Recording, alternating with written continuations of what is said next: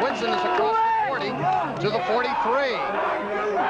And we've got a whistle out on the play and our second penalty marker of the evening, holding against the Garnets.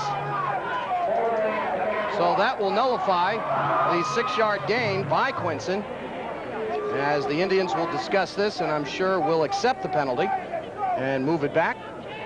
11:13 to go, second quarter. Rye jumped on top early as John Jay fumbled the opening kickoff. The Garnets recovered at the John Jay 40-yard line, and then Jim Stravides finished the drive with a 2-yard TD at 6:15 of the first quarter. Hoagman added the extra point, and that's where we stand, 7-0 here in the second quarter. So the penalty assessed against Rye High School, 10-yarder for holding, and it will be first down and 15. Pardon me, 5-yarder. It'll be first down and 15. Ball now spotted back at the 32. Surhoff, the slot back to the near side, number 9. Here's Travides, again picking his spots, but this time the defense closes in a hurry. Stopping that play, Craig Carlson, number 75, the defensive tackle. He's a senior, 5'11", 180 pounds. Stravides getting just a yard. And it will be second down and 14. Now, last formation, Rye had the wing to the right side. And what John Jay did, they overloaded their defense. They put the power to that side, and they guessed right. That's where the play was going, and they stopped it right there. From the 34. Lavelle, play action. Throws it down the middle of the field, looking for Surhoff. It's incomplete. Surhoff had split the coverage. Chris Bates was the last man back there. And Lavelle, who shows you he's got a pretty good cannon on his shoulders, just overthrew Surhoff. And will bring up a third down and 13. That wasn't a bad call. Rye is gaining yardage by running with the ball, so now you do a play-action pass. The defense is watching the runner who is going to get the ball, but it's fake, and then it leaves the middle wide open, but it was just thrown a little bit too far. So another big call facing Dino Gar with the ball at his own 34-yard line. He has a third and 13. 10:02 left, second quarter. Here comes the reverse. And now the halfback option. Down the field looking for Cassell. It's intercepted by Chris Bates. And he's down at his own 30-yard line. Well, they went with a flea flicker. Tossed it back to Joe King. And King threw it right in the hands of Chris Bates, overthrowing Vance Cassell. Stop by Cassell. So we had the quarterback pitching that. It's like a reverse run, but he stops. He throws the ball deep, deep. Now, John Jay played that very well. They did not let the offensive receiver get behind him in that backfield, so he comes up with the interception. Chris Salvatierra again brings the club up to the line of scrimmage. First and 10. And they go up the middle to Chris Bates. Bates is a senior, 5'10", 160, wears number 20. And Bates, no gain. Second and 10. John, you have Bates at 5'10"? That's what I have. I was talking to Coach, and he said it was 5'7". So we'll go with the 5'10". They always do that. When they make up the roster, they add a couple inches, a couple of pounds here or there. They're trying to scare the opposing You team. ought to know that. Yeah, I'm sure you did. Salvatierra on the delayed draw. Gives to Antron Smith. He's got a hole. And Smith up to the 45-yard line. That's good for another first down. Good call there. Salvatierra dropping straight back and then gave it to Smith on the draw. There it is, right up. Look at this run. Watch him lower those shoulders before he gets tackled. He's a power runner. He's strong. If he rushes for over 100 yards today, it will be his 18th straight game that he's rushed for over 100 yards. A blue chip ball player. Again, Bates and Smith in the backfield. Salvatierra across the middle, completes it. John Clancy, the tight end, at the Rye 45-yard line. That's an 11-yard pickup and another first down. That Here's a beautiful pass play. We'll see it right here coming up. Here he drops back and he hits him he's curling in.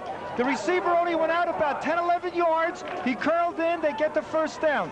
He's in front of the defensive backs and behind the linebackers right there in the seam. Good completion. Each team now with 5 first downs here in the first half. 8:14 to go. Chris Bates, and this time the Rye defensive line comes up to make that stop. Leading the charge, Roy Haney, the defensive tackle, and Mark Surhoff. Loss of 1, 2nd down and 11. The defenses on both teams are playing very well. Now in high school ball, to have a 70, 60, 80-yard drive and go all the way into score is very difficult because you have to be disciplined and not make any mistakes. From the 46, Salvatierra, the action, big rush is on, and he's able to get out of the pocket, and he'll pick up some yards as well. Salvatierra all the way down to the 32-yard line. They had him all the way back at the John Jay 45, and Salvatierra able to skip past and pick up 13 yards.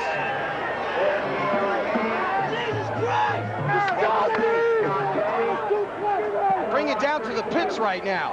The trenches, as the coach would say. A lot of hard hitting going on here, and you can see as they tried to block on the defensive side, and there's Salvatierra, who was able to skip past the rush. 1st and 10. Salvatierra to throw, incomplete.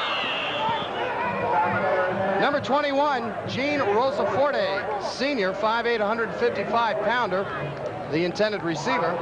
The ball was there, it hit his hands, he dropped it. The biggest mistake that high school ball players make, what they want to do is they want to run before they catch the ball. What you have to do is concentrate that ball right into your hands and then run. You'll see a lot of passes dropped in high school football because of that. Ed Amos and Andy Wilkes split to the near side. Smith and Bates, the setbacks. Rice shows blitz. They're not coming. Salvatierra completes it to Smith, but he is stopped at the line of scrimmage. Vance Cassell, number 86, with help from Tommy Armas. Loss on the play brings the ball to the 36-yard line. A loss of 3, 3rd and 13. It's very hard to throw against the Rye defense because they use really, it's what you call like a nickel defense. You think they're defensive ends, but they're covering the man for man on a pass situation. Now in a defensive back, they might be playing zone. So they can confuse the offense. They don't know exactly what they're playing, either man or zone. Again, Salvatierra wants to throw. Another big rush, and Salvatierra escapes from this one. But Tommy Armas comes up in a hurry to bring him down at the 35-yard line. So Salvatierra able to escape the sack and get 1 yard. See what I mean? They cover receivers very well. Rye has everyone covered. They may have guys playing zone. 2 guys might be playing man for man. On the line of scrimmage, they might just bump those receivers, don't let them get out, break their pattern so they don't get into like a free-flowing route to get in between the seam of the zone. Ed Amerson with a low line drive kick taken in by Miles Lavelle, and he promptly goes down at his own 19. So the Rye defense again hold. And I'll tell you, the Indians have put together some impressive drives time-wise. That's the second one they've held the ball for over 5 minutes, and both times they have come away empty. You know, a lot of coaches feel that let the team run from the 20 to the 20, up and down the field. You know, you use the terminology, you know, we'll bend, but don't break. If they score, that means you're breaking. 1st and 10 for Rye from their own 19.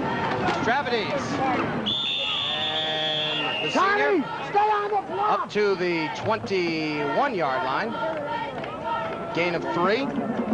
2nd and 7 with exactly 5 minutes to go in the first half. Rye leading 7-0. There's some good hitting down there. That last play, you can hear the collision and the contact, those shoulder pads, helmets.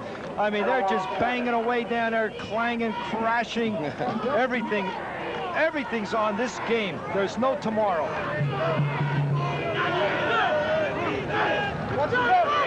Cassell's jumped as the tight end, no flag.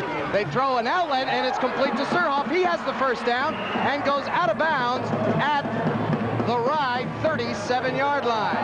16-yard pass completion. First down number 6 for the Garnets. And they will now have it 1st and 10 from the 36.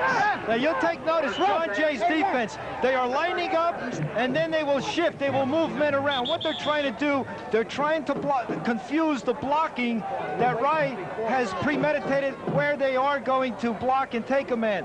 So if they're going to run, if Rye's going to run a trap play now or anything, or cross blocking or a double team and a kick out, John Jay is trying to confuse that by moving the men around, maybe in a gap, on the head, shifting, slanting, just to get that confusion on the block. Joe King, the wide receiver. The pitch comes near side to Stravides, and he is across the 40. They will mark it at the 41. And Stravides, he gets a gain of 6 yards. 2nd and 4 now, facing the Garnets, as we're coming up to our 4-minute warning. There you can see Stravides. That's why he's averaging over 100 yards a carry. He's very quick on his cuts. He sees that opening and he takes it. Last week he played in the snow, the mud, the rain, and he had to round them off, and it wasn't very effective for him. All right, there's the whistle on the field. We've got our 4-minute warning being issued to both benches, and we're going to take a short break and return with this Class B championship. The Rye Garnets leading the Indians of John Jay by a score of 7-0. Only the Showboat offers you so many unusual ways to entertain your group. Right, Ida? Right, boss. Right, Joe and Ida. This authentic Piccadilly bus will take up to 60 of your friends to the Yale Bowl, Shea Stadium, or even to Broadway. Then there's the floating Mark Twain for entertaining up to 125 guests. And the Showboat itself can accommodate up to 250 people in 7 different meeting rooms.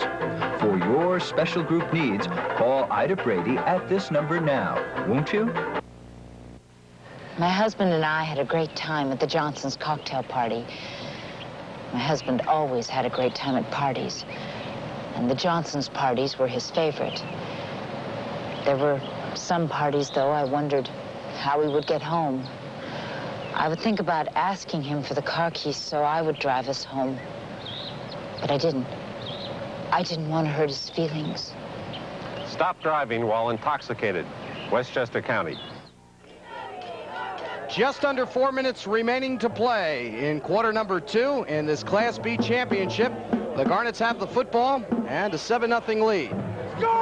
I'm John Carrillo along with Ray Karowski here at Memorial Field in Mount Vernon. 2nd down and 4 for the Garnets. Lavelle, play action. Gets pretty good protection, however, that breaks down, and Lavelle goes down. A loss of 5 on the play on the first sack issued by the Indians in the ball game. We'll keep the clock rolling, and now the Garnets with a 3rd and 9 with 3:15 left to go. Coming up at halftime, Ray Karowski will be on the field, and we'll be talking with Vito Priori, the chairman of the Section 1 High School Football Committee, and also the head football coach and athletic director at Bronxville High School. We'll also have our halftime tally sheet and the scoring sheets, all coming up at halftime. 3rd and 9. Lavelle, quick opener to the far side. Joe King makes the reception. He's up to the 45-yard line, but will be 2 yards shy of the first down stake. And it will be 4th down, and I would imagine Dino Gar will punt this one away. Yeah, I would also punt away if I was in a situation. If you don't punt it away and they stop you, they're in good field position to go in for a score with a long pass or whatever. But now they're coming out. Now this could be, they're in a power eye right. This could be a quick kick. 4th and 1. Garnets look like they're going to go, and they were looking for the offsides call. And this time, John Jay a little smarter, as they didn't fall for it. And Rye has to take a timeout. Now they'll punt. Now they will punt. As we told you, and for those of you who are joining us for the first time this evening, last week we saw this 4 times where Rye would just shift the offense and the defense, a little over-aggressive, would jump off sides, and that really killed Harrison late in that ball game, especially in the second half.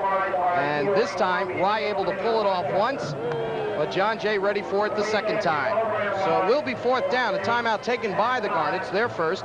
They'll have 2 more left. And while we have this opportunity, let's show you how the teams finished up the regular season in conference play, with the Indians winning Conference B3 North and Rye taking B2 South.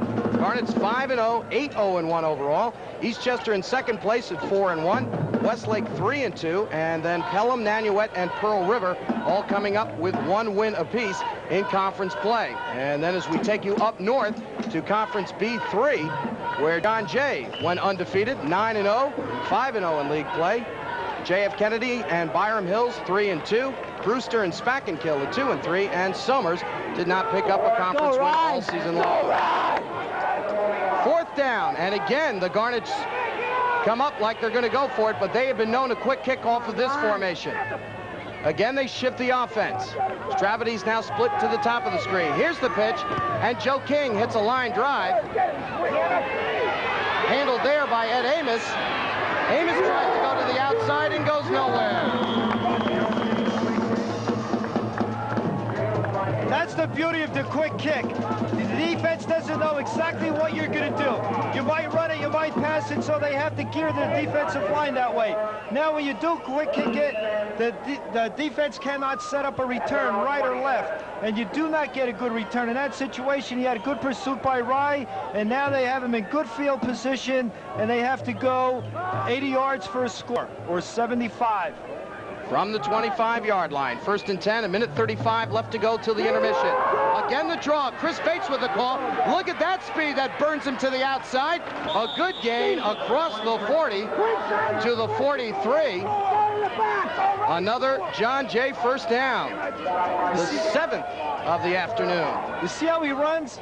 He runs full speed. Right here, we're going to see him get the ball. This is a draw up the middle. He runs to his right, his left. He stops, he jukes, he does everything. He's very quick. They say lacrosse, he runs around the field, scores 3-4 points a game because he just stops, goes, accelerates very quickly. Right now, the Indians a little pressed for time with 1:10 to go. And Saltavera wants to put it up, but the pressure gets to him as his protection breaks down. First sack of the day by the Garnets, and this time registered by Gunnar Huber, number 60.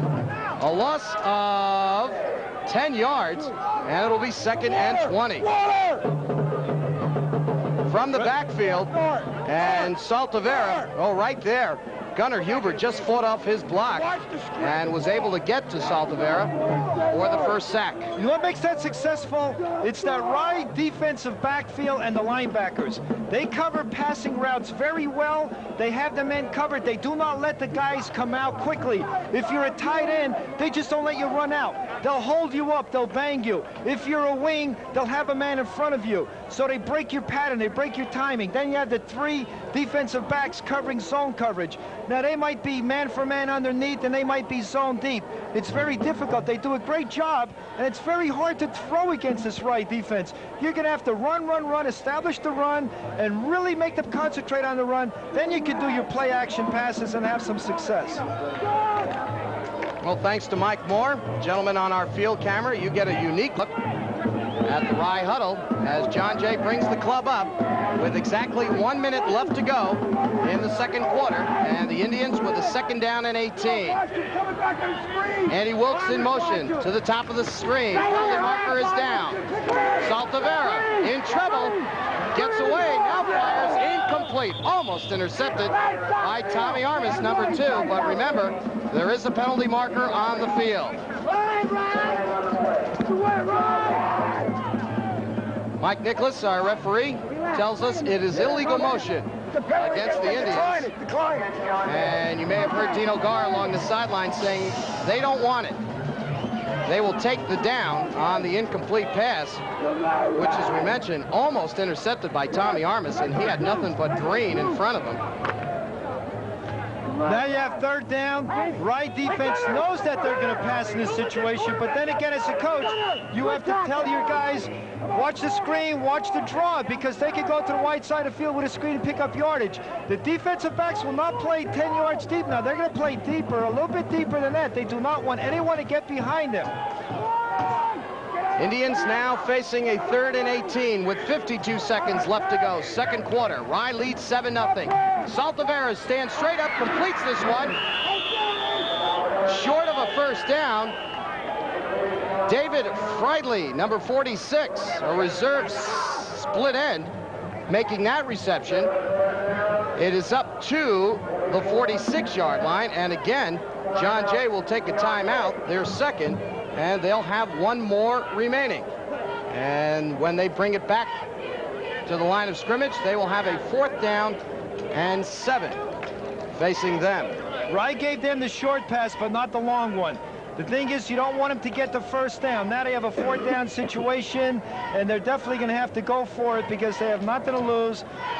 Oh, wait, nothing to lose if they don't go for it. I remember we played here in '81. There was 1 second on the clock. We were playing Nanuet.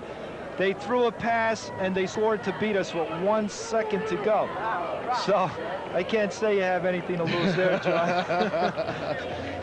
Just thinking back of what happened to me with that 1 second. Of course, Ray, who used to walk the sidelines at Eastchester High School, and he will have a chance to watch his team, or his former team anyway, take on Woodlands in another Class B championship.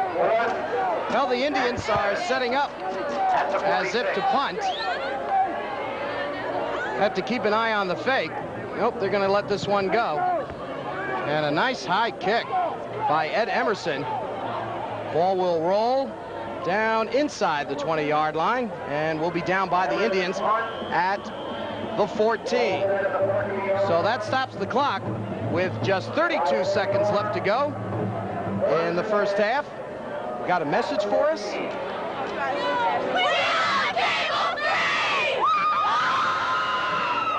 Well, they like you, John. I'll tell you, I feel like we're old friends. The time we spent together over the last 2 weeks. The Rye cheerleaders really did a nice job with all the pep rallies and the pageantry that went along with the Rye-Harrison game. You're a charming person. No question about it. So the Garnets have it. Lavelle will just touch to stop the clock, or actually to complete this first half, as the scoreboard runs out. And a very quick first half and a very good first half. As far as the Garnets of Rye are concerned, Dino Gar takes his troop into the locker room, and Jim Capalbo will bring his Indians across the field into their locker room, with the Garnets leading John Jay at the end of the first half by a score of 7-0. In just a moment, Ray Karowski on the field with the chairman of the Section 1 Football Committee, Vito Priori. We'll also have our halftime tally sheet and the scoring sheet when we continue with a Section 1 High School Football Championships in just a moment. Cable 3 Sports. We cover your neighborhood.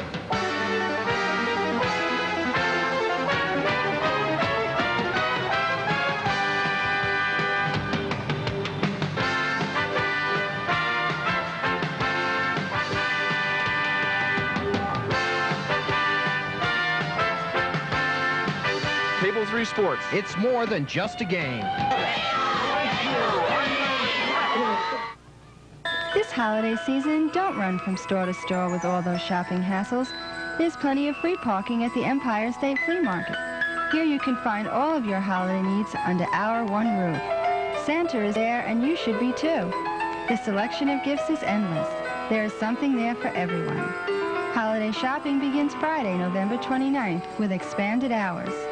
This holiday season, come spend Christmas with us.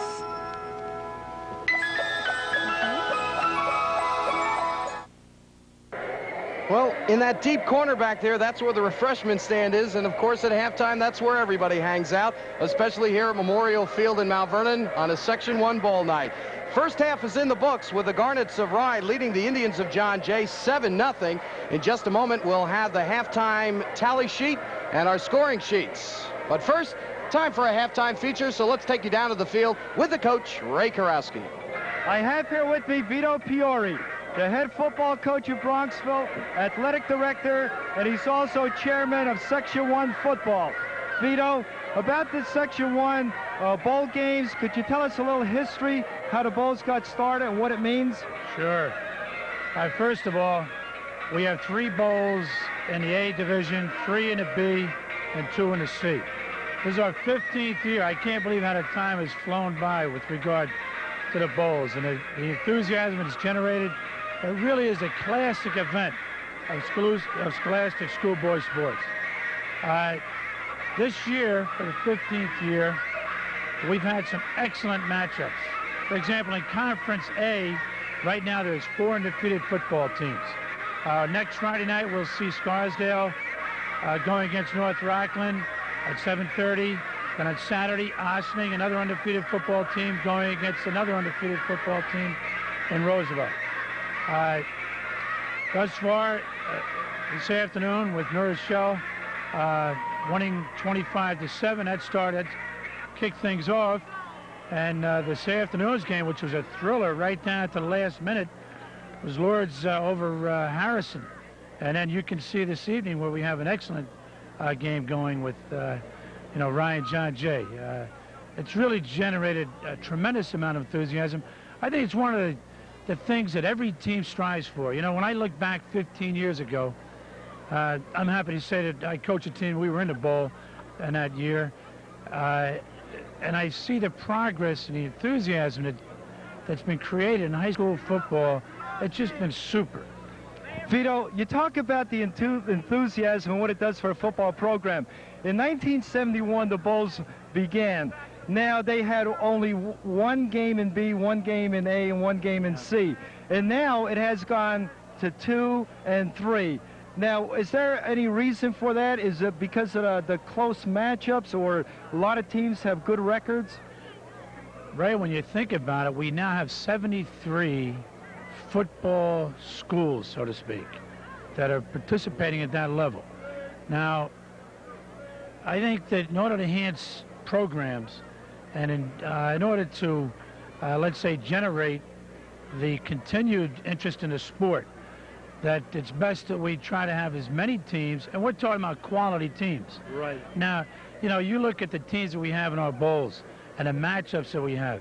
I mean, we're talking about some quality teams, and it would be very difficult as a committee to deny those, those schools. I'd find it very difficult. So I think what we're really doing is trying to show as a classic the best football that we have in Section 1. And I think it'd be very difficult to get it down to 2 teams. Now, you're also the head football coach at Bronxville. You're athletic director. You have to go to meetings for Section 1. And it's a big job. It's time-consuming, and I give your wife a lot of credit for putting up with all of this. Now, one situation that some people may not know about the bowl games, during the regular season, the high school game, if it ends up in a tie, that's it, it's a tie. But what happens in a bowl game when there's a tie? Oh, yeah, that's very interesting. The National Federation rule, and that's the rule book that we follow here at the high school level. If it ends up in a tie, the ball is placed on the 10-yard line. Each team has an opportunity to score. It could be a touchdown, field goal, whatever. If it remains tied, they continue to play that game, and each team gets another chance from the 10-yard line. So it can go on until the tie is broken. Right. Oh, boy, we almost had a tie in the last game. Last year there were ties. It's very exciting. Now, can we spend some time and talk about your game? You're the head football coach. You're at Bronxville, and you're playing a bowl game on Monday, correct? Correct. Monday, and you have Ardsley. How was the week of practice for you? Well, right now, we're looking forward to playing in the bowl. This is our 2nd appearance in the bowl as a school. Our kids, we have an opportunity to have our best record that we've had in 17 years. So that the kids really, we've had a real good week of practice. Ardsley is a good football team. Their only losses are to 2 other bowl teams, namely Dobbs Ferry and Irvington, surprisingly enough. So that when you look at the Class C, you're looking at the classic teams of Class C, And our one loss was to Dobbs Ferry. So that really, these are the 4 best teams in C right now. That's exactly right. And, Coach, good luck to you on Monday, and thank you very much for appearing this at halftime. All right, John, back up to you. Thank you very much, Ray. And another job well done by Vito Priori and his Section 1 High School Football Bowl Committee. There's your score at halftime. The Garnets leading John Jay by a count of 7-0. Right after this message, we'll be back with a look at the halftime tally and the scoring sheet in a moment. 1978, the Iona College basketball team made its Cable 3 debut in the Manufacturers Hanover Classic. 7 years later, the Gales returned to Cable 3, and this year's first telecast will be the Manny-Hanny Classic. Many great players have appeared in this annual tournament, which kicks off December 6th, and we'll have the championship game live on Saturday the 7th. So join me, John Caridio, along with the hacker Pete Maneri, for another great season of Iona College basketball beginning December 7th and all year long on Cable 3. I'm Len Dawson. Most of the time you hear me talking about sports, but today I'm talking about the law against stealing cable. Do you know that cable theft is a crime? Anyone who gets HBO and cable without paying is stealing. And if you get caught, it can set you back more than a few yards. The penalties can be as high as $6,000, and in some states you can spend up to a year in jail. Stealing cable is a game you don't want to play, so don't do it. Cable theft is a crime.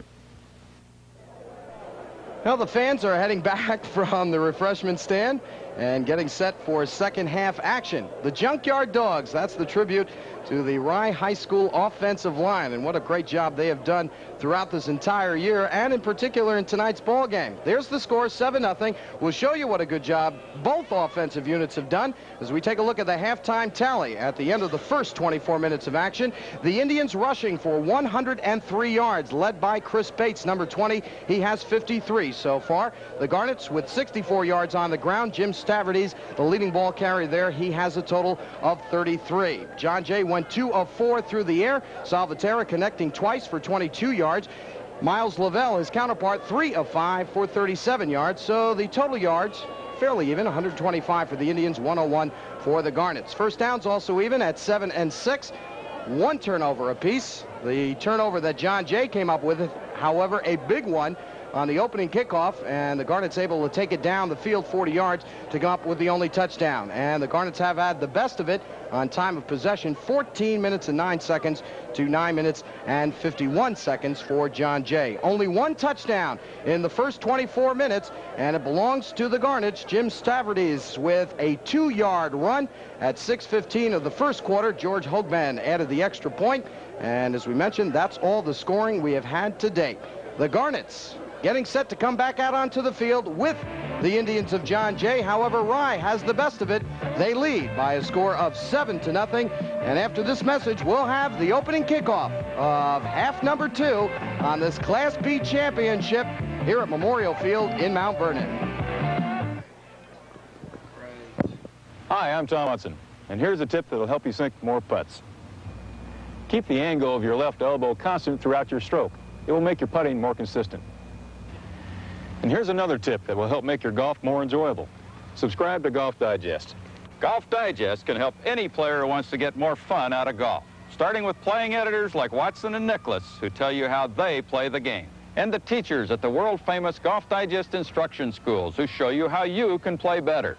You'll get features on the Pro Tours, the latest in golf equipment, and the monthly tournament and TV guide. Order a full year of Golf Digest for only $11.97, more than half off the cover price. And you'll also get free this special booklet, Tom Watson's Putting Secrets, 48 pages of stroke-saving advice. Call toll-free 800-892-9000. Call now, 800-892-9000. Remember, watch the elbow and read Golf Digest every month.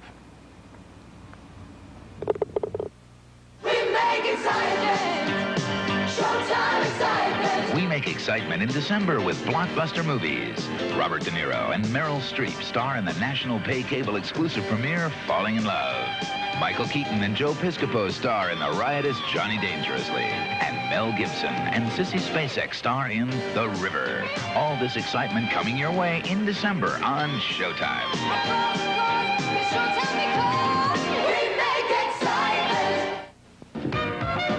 How do you keep up with all the high school football action? Easy. You join the crew for Cable 3's Extra Points. I'm John Caridio, and believe me, we cover it all. Game highlights, the Coach's Corner, top 10s, and of course, phone calls. Every Tuesday night, live at 7:30 p.m. High school football is the name of the game on Extra Points, the best review preview show on your TV, live at 7:30.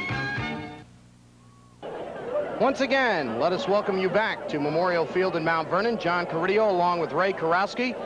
And we're enjoying this Class B Section 1 championship. And make no mistake about it, this is for the B crown.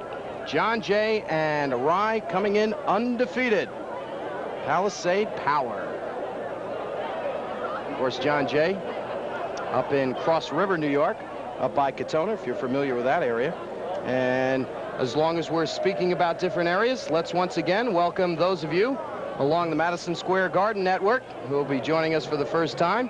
If you're watching this one, it's Thanksgiving night, and we hope you had your fill of turkey. We hope. And very happy Thanksgiving to you and yours. We're awful glad to have you along here at Memorial Field. So far, a very good ball game with Rye leading 7-0. And coach, in that first half, the defense did a fairly good job, I thought, on the two big running backs for John Jay. You can see him heading back to the sidelines, 42 and 20, Chris Bates and Antron Smith. And those are the big guns for John Jay, though Smith did have 36 yards and Bates with 53, but really weren't much of a factor in that first half. Exactly. They're not a factor if you're going to be throwing the ball and putting it up in the air all the time.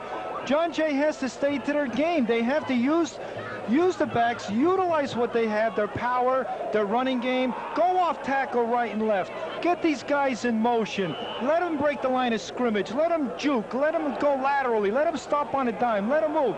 But now when you start passing and you're going up against Rye, which is a great defensive team, and don't forget they had 5 shutouts throughout the year, and they played some great football teams. They have, in my opinion, I think their schedule's a little bit tougher than John Jay's. But John Jay has to get to that ground game and run it out. They can't be passing all the time.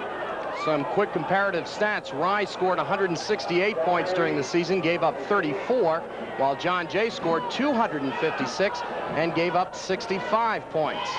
And I agree with you. I think Rye also had a tougher schedule than John Jay, but they're going to decide this one here. Third quarter is underway. Jim Stravides with the kickoff, and he is belted backwards as he got to the 35. They'll spot it at the 34, and Rye will come out 1st and 10 from there. Again, we refresh your memory at quarterback, the senior, number 5, Miles Lavelle, Quinson the fullback, Stravides the tailback, Armis the wingback, and the split end is Joe King. On the offensive line, Weintraub, Huber, O'Mara, Logan, Soriano, Vance Cassell, the tight end.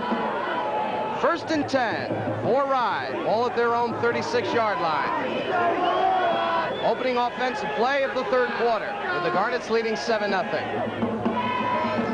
Quinson, the fullback, bursts up the middle, and to the outside he goes, up to midfield. 14-yard carry by Chris Quinson, the fullback. First down, number 7 for Rye. And this is exactly how they opened up the first quarter. So we take a look at the defense. Aubie, Candulo, Clancy, Carlson, and Peters. That 5-man front for the Indians. 1st and 10, ball at midfield. A lot of shifting done by the Indians defense. Armis in motion. Again, Quinson gets the call. And Quinson across midfield to the 48, a pickup of 2.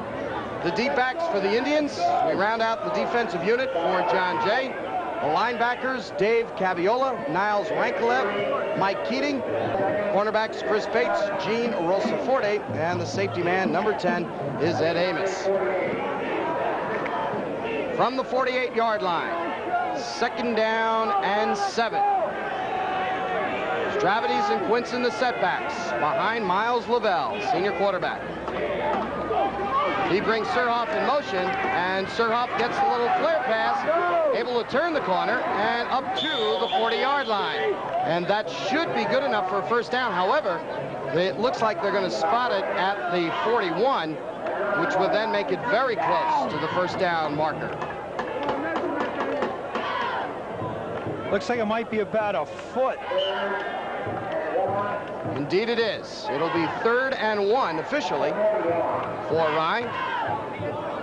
So an 8-yard pass completion by Miles Lavelle to Mark Surhoff. Of course, Surhoff, the brother of B.J. Surhoff, All-American catcher from North Carolina. Played on the Olympic team in Los Angeles in '84. He was drafted #1 by the Milwaukee Brewers. Stravides, and he has belted, but not before he's able to pick up another Rye first down. This time the ball at the 38.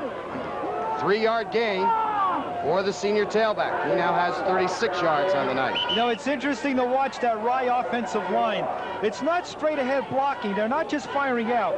They are trapping. They're trapping with a guard, a tackle. They're cross blocking. They're doing everything to open up that off tackle hole. They will not stay with one pattern. They're mixing it up. They're trying to confuse the defense of John Jay. At the same time, John Jay is trying to confuse the offensive blocking of Rye by shifting their men. But now it's like a game of chess.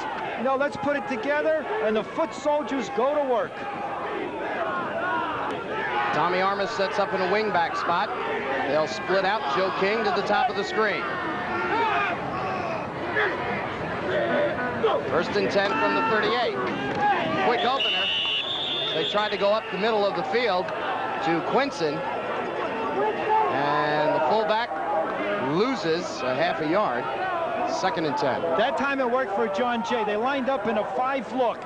They had a 5-man on the line of scrimmage. They had a man over the center that was down. That's the nose guard. Now what happened, just before the snap of the ball, he moved back. They shifted over. They went into a 4-4. So when the linemen are up, they think they're blocking a 5, and then all of a sudden, at 1 second, they're blocking a 4-4. So to make that adjustment, you have to do it quickly, and it's not that easily. 2nd and 10. Surhoff again in motion. Play action. Lavelle pumps once. Throws incomplete. Intended receiver was number 25, Fred Davlia. And pass is incomplete. It'll be 3rd and 10. All right, Coach, we're going to take a look now at this shifting by the defensive line. Yeah, they're trying to confuse the blocking of the offensive line. Right there, just before, see how they shift? They go into a 4 front. Now what happens, you know, you're thinking as a lineman, you know, I have to block this guy. Then all of a sudden, you know, he moves away or someone moves on top. It might be Tandem. All mixing it up very well on defense. 3rd and 10. Outlet, good to Joe King. Shakes one tackle and is stopped at the 35-yard line. Pick up a 4 on the completion, but it will bring up 4th down for the Garnets. We got an isolation now on Joe King, the wide receiver. Here's Joe King getting set, waiting for a snap count. He goes out. See how he comes back? Now, the reason he went out like that is because he's driving a defensive back backwards because they're taking their steps back.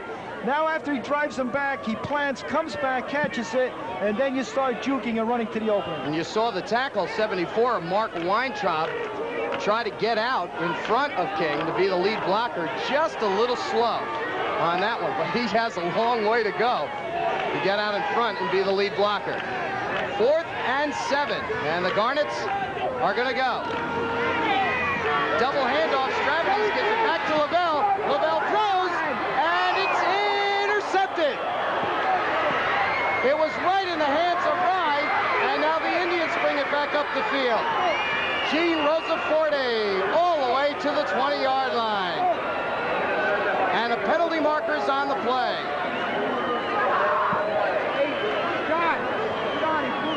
I believe that was Joe King, the intended receiver. That hit him in the hands, popped up, and Rosaforte held on and brought it back up the field. Another look at it here. There's the 2 handoffs. And now Lavelle lets it fly. And King had it, but Rosaforte made the interception. It looks like it bounced off his face mask. Here's the return. The tackle's made. Now, you don't want to give John Jay a lot of momentum now. They're getting psyched. They have the interception. Let's see what this penalty's all about.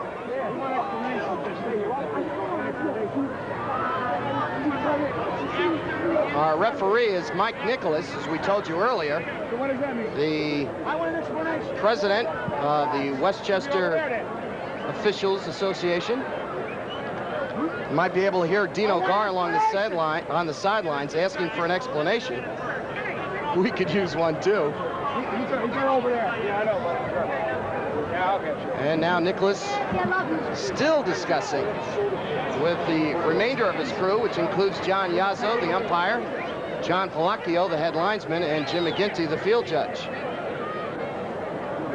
Well, the clock has stopped. There you see holding against Rye and a personal foul against the Garnets. Dino Gar doesn't like that. Oh, throwing these flags. Come on, buddy. Nobody on our side. He wants to know who's throwing the flag. All right, the holding penalty is declined, and the personal foul will be accepted. Though Dino Gar not happy with this, and now he's going to get the explanation he wanted. Here's what I We wanted it to be 5 lead money. 5 yards. Okay.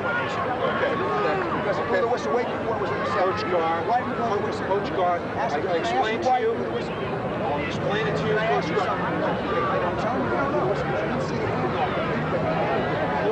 Toughest job for a referee is to explain to the head coach what he just did. The head coach does not want to hear it. They never want to hear it, do they? Why did it happen? There's Coach Antonuccio right out there. He's the defensive coordinator. He's telling the guys to relax, maintain, keep your poise, keep your character. Let's go. Let's play football. It's over and done with. That's what you have to do as a coach. You have to calm them down. Don't get excited. You get excited as a coach, your players get excited. Play the game. So John Jay does get the football, 1st and 10, and it is at their own 20-yard line. And now another whistle. And still some confusion on the field. And now Mr. Nicholas will have to go over and explain to Jim Capalbo. I think what happened here, Jim Capalbo wants the penalty. He wants some yardage marked off. That's what he wants. They haven't marked off any yardage. Rosaforte, who made the interception, brought it back to the 20-yard line. All right, Jim McGinty also along the sidelines now trying to explain to Dino Gar what's going on. Okay, now let's see if John Jay made adjustment at halftime and they're going to start staying to their running game. You know, grind it out. Pick up the yardage, the first down. All right, we're ready to go. 7:24 remaining third quarter. Rye leads 7-0. Indians with the football. Antron Smith tries to bring it to the outside. Gets 4 yards, make it 5 to the 26-yard line. 2nd down and 5 for the Indians. John Jay with the 2nd longest current winning streak in Section 1 at 18 straight.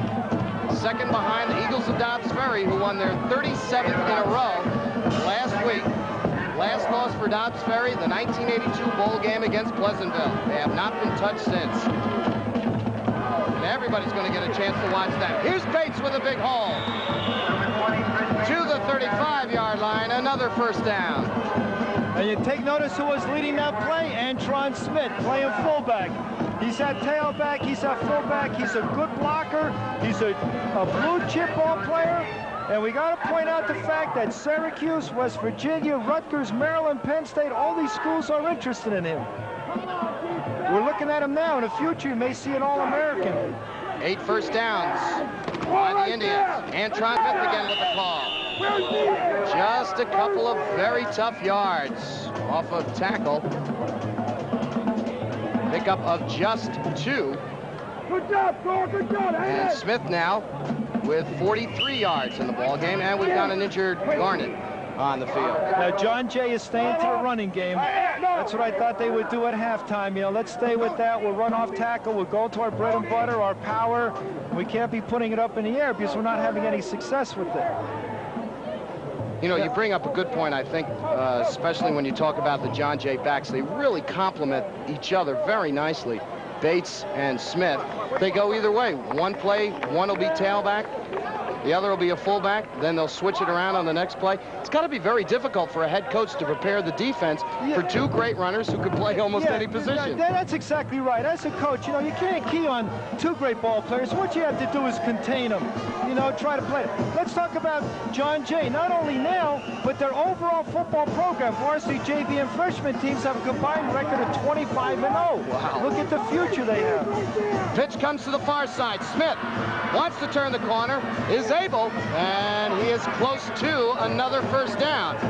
Finally thrown out of bounds at the 45. And it is good for a first down. So Smith gets 9 more. You know what's good about Smith as a runner? He goes around the end. He's near the sideline. He just squares up. He stays low. He has good balance. He doesn't want to run out of bounds. He wants extra yardage. If you're there, he'll pop you. He'll bang you. Go over you. I'll run over you if you're in my way. That's the way he's feeling when he's running. Beautiful back to watch. Ball is now at the John Jay 46-yard line. Again, Antron Smith to the midfield stripe. Vance Cassell, number 86, and on the stop, along with number 70, Roy Haney, junior defensive tackle, a big one, 6'1", 225. Smith gets 4. You know, Chris Bates is an honor student, a straight A student, and he would like to go to school in the Ivy League. You know, these guys are great. They play football, they study, get good grades. They have a lot going for them. Pitch comes to the near side. Bates has it. And a penalty marker goes down as Bates skips out of bounds in Rye territory at the 47-yard line. But I think we're going to have a clipping call or blocking from behind against the Indians. And I think that is indeed the case, as now referee will speak with the defensive captain, Vance Cassell. They threw the ball to the near side to Bates, and he tried to turn the corner with Mike Keating, the right guard, leading the way. And Keating blocked, I believe it was Mark Surhoff from behind. Jim McGinty right on the play threw the flag. And they will march off. 10-yard penalty against the Indians. Now, Mike Keating for John Jay, number 50, plays both way. Offensive tackle and inside linebacker. He'll also play guard. He's a junior, 6 foot 185. He has 71 solo tackles and 2 interceptions playing defense. It's a tough ball player, especially when you have to go both ways. So the 10-yard penalty assessed against the Indians brings up a 2nd down and 20 with the ball now at their own 37-yard line. Chris Salvaterra, the quarterback for the Indians, a senior, 6 feet, 180 pounds. Bates and Smith, the setbacks. Quick opener across the middle, complete. Andy Wilkes, the senior slot back, making the reception to the 49-yard line.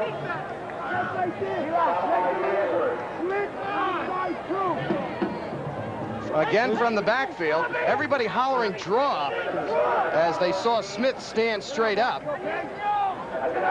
So good call there. Yeah, not only that, but that was a good tackle. You see when he was hit, the receiver landed on his back. Anytime a ball carrier receiver lands on his back from a tackle, that is good tackle. Good defense. 3rd and 13. Another penalty is on the play as Antron Smith, his 2nd effort, gets him back to the midfield stripe. Just shy of that, they'll put it at the 49-yard line. No penalty on the play. They picked up the flag. 5-yard pickup, and it is 4th down. And John Jay will be forced to punt it away. Dino Gar shouting his instructions from the sidelines. 3:45 left to go, 3rd quarter. Rye still leads 7-0. This will be handled by King at his own 23. Gets to the outside. Another penalty goes down. There's a clip back there somewhere as King got it to the 20. Well, make it the 33, but of course we'll have to check out the penalty marker. And this one's going to go against the Garnets. So Rye will have the football as the penalty was called after King made the punt reception. And it stops the clock with 3:33 left to go. Rye leading 7-0. Only touchdown of the ball game at 6:15 of the first quarter. Jim Stravides on a 2-yard touchdown run after John Jay had fumbled the opening kickoff of the game. Now Rye picked it up and scored. Rye has about 82, 83 yards to go all the way to the end zone. Like I said before, in high school football, to have a consistent drive for that amount of yardage, you have to be well disciplined. You have to pick up the first downs. You can't fumble. You can't go off sides. It's not that easy. People think, oh, we'll just march right down. But in high school ball, it isn't that easy. It takes a good, disciplined ball club to do it. From the 18-yard line, Rye now 1st and 10.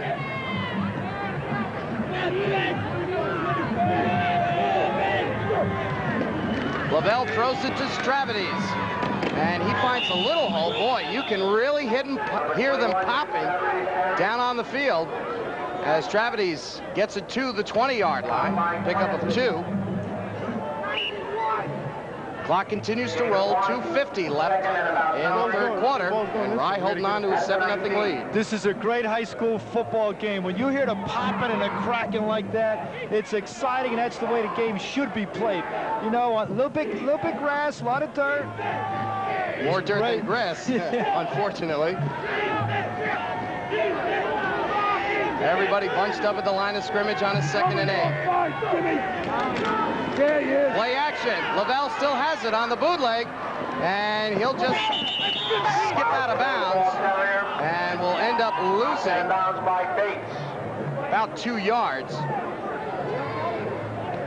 Didn't look like Lavelle was going to throw that at all. It's almost like he had made up his mind to run with this one from the start. You know, both of these teams are playing great football. I mean, they're really hitting hard. They're executing well. They're pursuing on defense. It's such a great game because this is it. This is the championship game. There's no game after this. Everything goes all out. As a coach, you tell your team there's no tomorrow. Concentrate on this game. Do the best you can. You made the commitment to play football. You know, give it your all. That's what it's boiling down to. Surhoff split to the near side. Quinson and Stravides the setbacks behind Lavelle. 3rd and 11 from the 17. Across the middle, and it's knocked down at the line of scrimmage. Getting his big paw on that one, Mike Keating, number 50, junior linebacker. There's Mike Keating, number 50, 71 solo tackles. Here's a quick pass right there. Boom, his left arm just knocked it right down. And Cassell was open in the middle of the field. Yeah, that's being alert defensively. You know you're down, you're getting geared to shed that offensive lineman, and all of a sudden you got to jump up and block a pass. Joe King with a punt, high spiral, and John Jay will let this one roll as it takes a Rye bounce and is down inside the 45 at the John Jay 44-yard line. But another penalty marker is on the field way back at the 20-yard line. Illegal motion against Rye. And John Jay will force the Garnets to punt this one again. Pretty good kick by Joe King. But that's a smart move by John Jay. Instead of taking the ball, they'll have them kick over because they're 5 yards back. And again, there's a possibility that they could set up a wall and return this for a touchdown. You never take the possibilities of scoring a touchdown away from you. So for Rye, this will be the 4th penalty assessed against them. Total of 40 yards. On the scoreboard clock, 2:08 to go, with Rye leading John Jay 7-0. Now in this situation, John, right here, you have the punter in the end zone. You know, he might be a little nervous once to get it off. Really, if I was coaching defense, I'd rush him. Send everyone, because it's very important. That snap has to be there, timing. Not as good a kick. Ed Amos, or pardon me, Chris Bates, to the far side. Another penalty marker is down, and Bates is down inside the 25-yard line. But I think we've got a clipping call upcoming against John Jay. See, those clips, you see it so much, not only in high school, but professional football. In high school, you cannot block below the waist on a punt or a kickoff return. And it happens all the time, you know, every time there's a punt or a kickoff. Here we go. Here's a good punt. There's the punt. He's got it. There's the wall. The wall's being formed by John Jay. He's got the outside. He needs one more block. Boom. Whoa, is he hit. For those of us who are joining us for the first time, you have just heard Ray Karowski's John Madden impersonation. And he does it very well. John Madden is, I think he's really great. I get psyched when I hear him and watching the games. I'm not surprised. Boy. So the penalty against John Jay brings it back to the 50-yard line. And it is 1st and 10 for the Indians. They say in the truck, Ray's better looking than that. The jury's still out on that. They gave it to Chris Bates, and Vance Cassels was the first one to meet him. Drops him for a loss of 2 yards. And now the right defense starting to play tough. John Madden probably gets more money a game, right? Here's the handoff, pursuit by Rye, good tackle. The defense for both of these teams are playing well. They're really up for this game defensively. 2nd and 12, minute 25 left, 3rd quarter. Again, Bates and Smith, the setback. Smith is the tailback, he'll get it. Busts it to the outside. Cassels gets a hand on him and forces him out of bounds at the 48-yard line. So 4-yard gain for Smith, who really has been quite ineffective so far against Rye. Yeah, but Rye's containing him. They're pursuing. They're going after him. But just watch him run. It's so beautiful. He was going right for the off-tackle hole that was clogged, and he just bounced out to the outside. You know, you stop on a dime, accelerate laterally, and then you pick up more speed going straight to the goal line. 3rd and 6. Saltavera, play action. Pumps once, throws incomplete. Number 30, Andy Wilkes, the intended receiver. He's the senior slot back. And Saltavera threw it a little behind him. Well, that brings up a 4th down situation, and again, John Jay will be forced to punt it away. It's tough passing against Rice defense. They had this covered very well. You know, we had them on TV before, and I'm really impressed with their defense. It's well disciplined. They cover well. Great athletes, good talent on his team. Oh, Ed Amos hits a beauty. Chases Joe King all the way back to his 8-yard line. Puts one good move on and brings it back to the 22-yard line. Great kick by Ed Amos. And an equally fine return by Joe King. And they're still popping out there. You can hear them cracking about leather. I mean, they're not just hitting each other, they're going through each other. 55 seconds to go, 3rd quarter. Rye leading 7-0 on a 1st quarter touchdown by Jim Stravides. And they have it now 1st and 10 from their own 22. Go with the double tight end, Joe King and Vance Cassell. Stravides, Quinson the setbacks. Armis is the slot back to the top of the screen. This is Stravides, and he brings it to the outside. Goes down at the 33-yard line, and should have enough for another Rye 1st down. Well, both teams love that student body right and left. Boy, you at the right side of the field, and that's the perimeter you go for. You have good backs that can cut the speed. You know, take advantage of it. You know, Rye really wants this game. They are really psyched. They want it because this will be the first undefeated season since 1958, and the most games they have won since '58.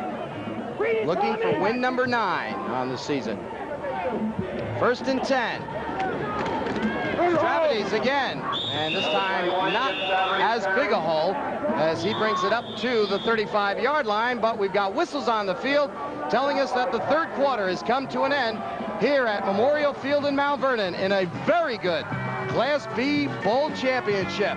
At the end of 3, it's Rye 7, John Jay nothing. We've got the final 12 minutes up and coming.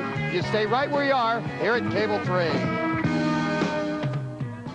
Every Saturday night in November on ESPN, tune in the best in college football for a chance to win the best in sports car driving, the magnificent Porsche 944 Turbo. And that's just one of over 1,500 prizes, including Sony home entertainment centers, ESPN jackets, and ESPN sports bags. You get not one, but 5 chances to win. One during each of ESPN's live Saturday night CFA games in November. All you do is write on a card the names of the teams, the halftime score, and your name and address. And look for ESPN's $25,000 cash word announcement during each game. Write it next to that game's halftime score, and you have a chance to add $25,000 to your prize. Mail your cards to ESPN, Box 1665, Ridgely, Maryland, 21683.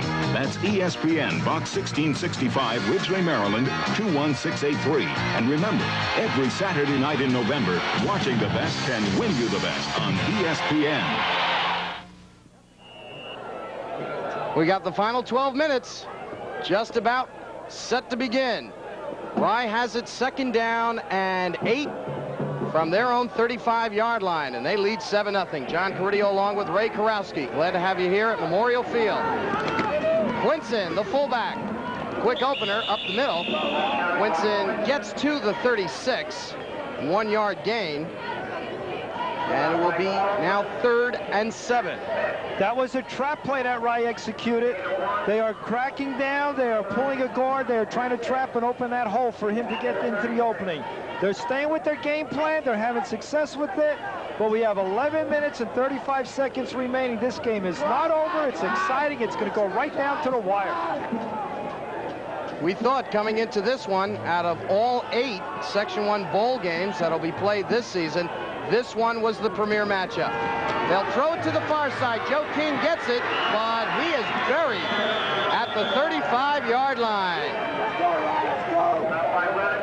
Ed Amos coming up to make that stop along with Craig Carlson, number 75. No gain. 4th down, and Rye will punt it away. You know, John, when I was coaching during practice and even after practice running sprints, and you just drive the guys, drive them, and then you tell them, whenever we're playing in the game, the 4th quarter is ours. We want to be in shape, condition, and both of these teams feel that way. Joe King, end-over-end kick, taken by Ed Amos, and Amos just about a 5-yard return, and then the Rye Garnets hold a team meeting on him. 7 men were in on that tackle. Boy, that's dangerous. When you stand the guy up and he's not going down, the 1, 2, 3 guys are coming in, and they can knock that ball loose and create a fumble. These backs are well coached. They hold on to that ball. The popping out here, you can, it's like a collision on a throughway. And there are no fumbles. Ball is at the 38. 1st and 10. The Indians looking to tie it up or take the lead. Chris Bates. And again, give credit to that John Jay offensive line. They've been opening up some holes, and with the speed that is in the Indians' backfield, if you give them a little daylight, you're going to get a good gain out of it. As in this attempt, which picks up Bates 4 yards. 2nd down and 6 now, with 9:50 left to go in the ball game. The hitting down there is vicious. And Bates and Smith the setbacks. Here come the Garnets. They send everybody, and again another hole opens up, and Bates is close to another 1st down. They'll stop the clock, spot the ball, and then we'll take a look down the sidelines at the chains, which are on the far side of the field. And he didn't get it. Be about a yard shy. So it is 3rd and 1. Here you have 3rd and less than 1. Now what do? You give it to the big man, the blue chipper, Antron Smith. Let him power drive low, shoulders square to the line. He'll get the 1st down for it. Well, they're not going to take any chances on a 3rd and 1, as John Jay has called for a timeout with 9:15 left to play in the 4th quarter. Rye leading 7-0. You give it to your bread and butter man, the guy that's averaging over 100 yards in the last 17 games. He's the one that got you there. Let him get it for you. That's the way I would feel. Now, I might be wrong. That's another pretty good football team that you're looking at right there, members of the Dobbs Ferry Eagles. Yeah, we see you. 37 wins in a row, and they will be looking for number 38 in the Class C championship. which we should tell you you will also be able to see along the Madison Square Garden network this year. There's Straub down there, the big linebacker from Dobbs Ferry. He's about 6'5". He looks like a mountain of a man in a uniform. The center linebacker. Incidentally, Dobbs Ferry will be playing Irvington for the Class C championship here at Memorial Field. So here's a 3rd and 1 now for John Jay after the timeout. Here's the big man, Smith. He has the first down. Across the 50 to the 49-yard line. Gunnar Huber making that stop. Pickup of 3, and John Jay has first down number 9.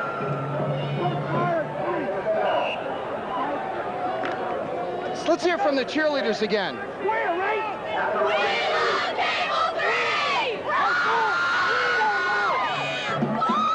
See, the first time was just practice. That was for real. And they really like you, John. And don't let anybody tell you this is rehearsed before. This is all spontaneous, this entire action that you're seeing tonight. 1st and 10 from the 49. Clock is rolling. Starting to become a factor, though it is early yet. 8:45 to go. But John Jay's winning streak definitely on the line here. Smith again turns the corner. Good move. Found a little opening back to the inside and is able to push the ball up to the 42-yard line. He wanted a cut to the inside, but he slipped. He was looking for that opening, get that extra yardage. Now, number 12, Chris Salvatore, the quarterback for John Jay's a senior. Now, you talk about studying. He's 2nd in the class out of 288 students. He's 6'1", 190, Harvard bound. That's where he would like to go. 2nd and 4. This is Bates, and Bates gets a big opening. Saving tackle at the 26-yard line. What impresses me along this game, it's the hitting, the collision. Here the quarterback gets the ball on the cam, hands off to Bates. See how low he is? He can't tackle him, nothing to tackle. Boom, good speed. They are colliding out there. It's like watching Class A teams, 240-pounders. They're going through people. 16-yard gain by Bates. 1st and 10. As the Indians start to threaten Antron Smith, and he is picked up and thrown down by Roy Haney, the defensive tackle, after Smith was able to get a short gain of 2 yards. John Jay now with a 2nd down and 8 with the ball right at the Rye 25-yard line. Now, Coach Cabalbo for John Jay is saying we got to score, we got to take it in. And on the other side, right coaches are saying got to rise to the occasion, goal line stand, don't let them happen. Watch it screen, watch it drop. Don't let them go. One wants it, the other doesn't want to give it to him. 2nd and 8. The pitch, Smith comes inside, but a nice shoestring tackle made by Joe King. And you're not going to see that too often with a back of the caliber of Antron Smith. Usually a one-arm tackle is not going to bring him down. That's right, 195 pounds. Here's a quick pitch to him. He's going to the outside. There it is, the shoestring tackle. Gets his arm up and hits him right on the ankle. Down he goes. 3rd down and 7. Wilkes and Amos split out to the top of the screen. I formation. Bates on the draw, and Bates bullies his way to the 21-yard line, but will be shy of the 1st down, and it will be 4th down. Bates gets 2. Tough yardage down here. Very tough to get. The most valuable real estate right here at Memorial Field is that end zone, and John Jay wants it badly. But there's the only thing between them is that right defense who's playing superb. 5 shutouts throughout the season, playing a good, tough schedule. Big call, 4th and 4 from the right 22. Again, wide receivers. Saltavera to Smith, and Smith takes away. He's going to go out of bounds at the 3-yard line. And again, Joe King saving the touchdown. What moves that big fellow has. That's exactly what I would do. Give it to the bread and butter back.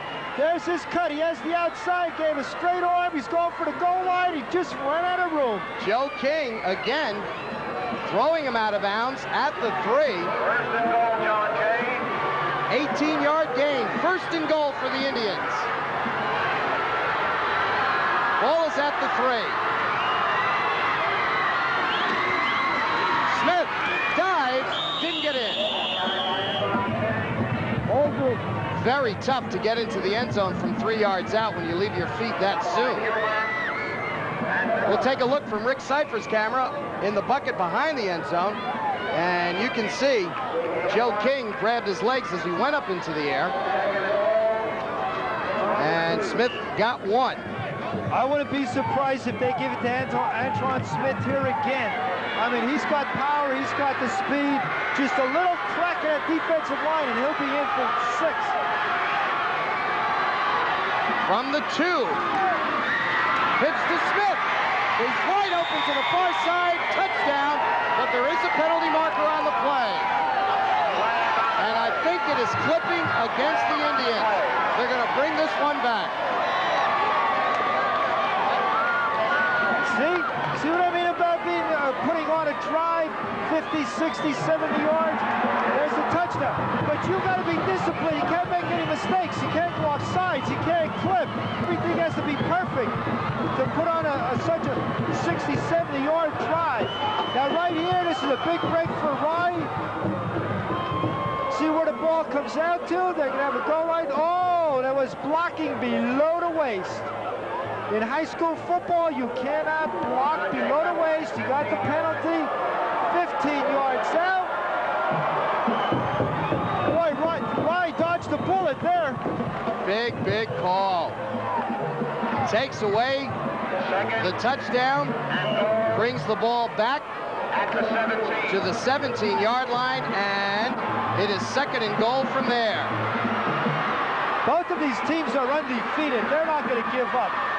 They got here by playing well. They gave it to Chris Bates up the middle, and he lost his balance as he burst through the offensive line. Somebody got a hand on him as he went through, or he would have had a very big gain. To the 15-yard line, pickup of 2. So it is now 2nd, or make that 3rd and goal from the 15-yard line with 4:20 left to play in regulation.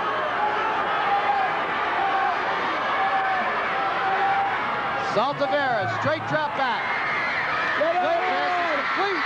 And down he goes. Number 46, David Fradley, made the reception, but on the tackle, Dan Edwards, number 3, the free safety, stopping him at the 10-yard line. What a beautiful tackle. Here the zone is cleared. It's out there in the flat. Beautiful tackle right there. 4-minute warning being issued out on the field. We're going to stop right here, take a short break, and return with more of this Class B championship from Memorial Field in Mount Vernon with the score. Rye 7, John Jay nothing, but the Indians are knocking on the door when we return.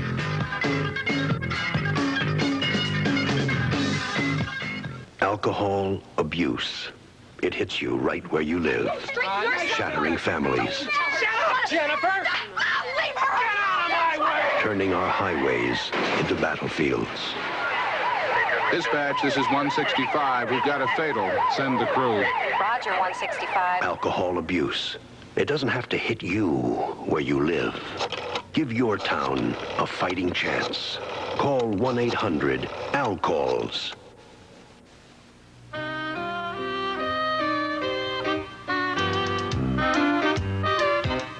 Since the blizzard of 1888 and through the years that followed, the good years, the bad years, there's been a place you could always count on for a safe, sound investment and where you could find the funds to fulfill a dream. Astoria Federal Savings. For almost 100 years, we've been right where it counts. 4 minutes left to go in regulation. John Jay with a 4th and goal from the 10-yard line. Fradley in motion. Saltavera, straight drop back. He's forced out of the pocket. Now he's going to take it himself. He does not get in. The Garnets have held. Vance Cassell, number 86 on the tackle. And Rye's going to get the football back, still leading 7-0. Vance Cassell played that very well defensively. He broke down. That means he went down like in a squat position, and he was just keying right on a belt buckle, running back. This defense could juke him out. Couldn't juke him out, made the tackle. Very well played. He's a blue chip ball player, well coached, great athletes, good talent on that Rye team. And the amazing thing about it is, this is Dino Gar's first year at Rye. He was at Westlake the last couple of years. The kids have adjusted well to his philosophy and what is expected of him, and they're going out and they're doing a job. So now Rye will try to move the football, pick up a couple of first downs to run out the clock. Stravates gets the call, bounces off of one tackle, and gets it up to the 6-yard line. Pickup of 3. Stravates now with 55 yards, and a timeout taken by John Jay, their second here in the second half. They'll have one more remaining. Now, we haven't had a chance to take a look at the top 10s for this ball game, and we can quickly tell you that this is a matchup between the number 2 and number 3 teams. And our Cable 3 extra points high school football top 10 with Dobbs Ferry at number 1, John Jay 2, Rye 3, Bronxville 4, followed by Irvington, Hackley, Eastchester, Harrison, Ardsley, and Woodlands. And unlike some other polls, we here at Cable 3 had Dobbs Ferry and John Jay ranked number 1 and number 2 all season long. And in some of the other polls, there have been a little flip-flop between the two schools throughout the entire season. So, and Rye has worked their way up in the polls. Rye has continued to march up the polls throughout the season. And Eastchester marched down. Yeah, Eastchester marched down, Rye marched up. So the Garnets have it, 2nd down and 8. Ball at the 5-yard line with 3:17 to go. Stravates, he finds an opening and goes down at the 20-yard line. That's why he's a good back. He's a great back at right. He can cut on a dime. He saw the opening and he took it. Great play, great run. Here's the pitch. There's Stravates, sees the opening. There's a man leading it. There we go. Boom, bang. Breaks. Oh, he's tackled that up. The important thing is they got the first down. That was it. Now they can get another first down, chew up, beat up this clock, come out of as a victor. Gene Rosaforte, number 21 on the tackle. If he doesn't stop him, Stravates is gone. 1st and 10. Ball is at the 19. Stravates with the pitch. Again finds a little daylight somewhere in there and is up to the 24-yard line. So 4-yard gain and a whistle on the field and a timeout taken by John Jay. That is their 3rd and final timeout. 2:31 left to go in this Class B championship with the Garnets leading 7-0. The only scoring way back in the first quarter when Stravates scored from 2 yards out. And that came off of a fumble on the opening kickoff that John Jay couldn't handle. Rye got it at the John Jay 40-yard line and ran it in. In a tough game like this, you have to make your breaks, and Rye made the break. They went down, they hustled. That's the difference between a good ball club and a great ball club, that little extra hustle. They did it on a kickoff. They went down there with reckless abandon, pursued. They recovered that fumble, and they took it in. Now, you got to give these guards for Rye, the offensive line, a lot of credit. They are pulling, they are leading it through the tackle hole. For Stravates, they're colliding. It's collision like 2 Mack trucks on a thruway. 2nd and 7. Winston and Stravates behind Lavelle. Stravates to the inside and it's across the 25-yard line. Another 3-yard gain, but more importantly, the Garnets continue to chew up the clock. And Right now, John Jay unable to stop it as they have used all 3 timeouts. So in essence, if Rye is able to come up with a first down here, that's going to be it. Exactly. That's exactly what they want. The offensive linemen know this. They're really going to have to block. They're shifting with the defense. They can't get confused. They have to get the first down. It's all going to boil down to this play right here. 3rd down, 3 yards to go.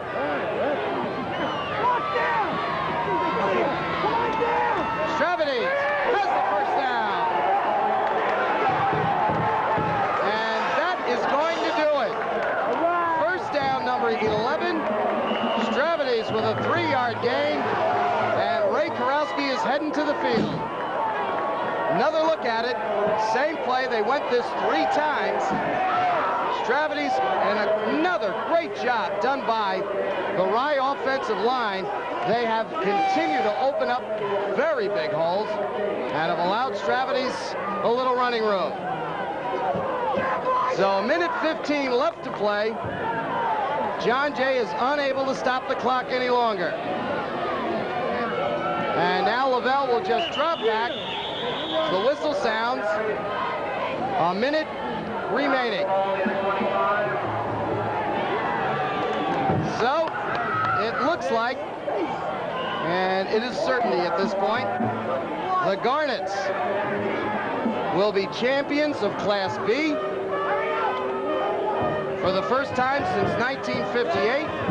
They will have an undefeated football season and have tied the most wins ever by a Rye school with 9.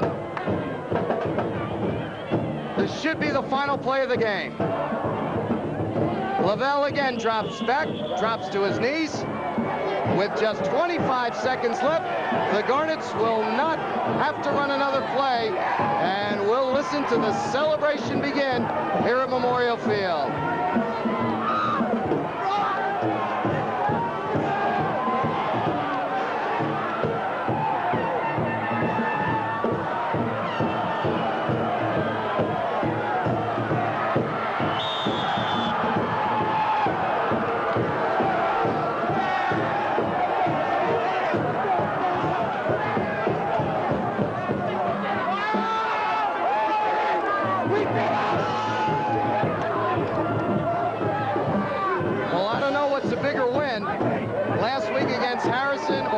Against John Jay, but in any event, they're both very big wins for the Rye High School football team.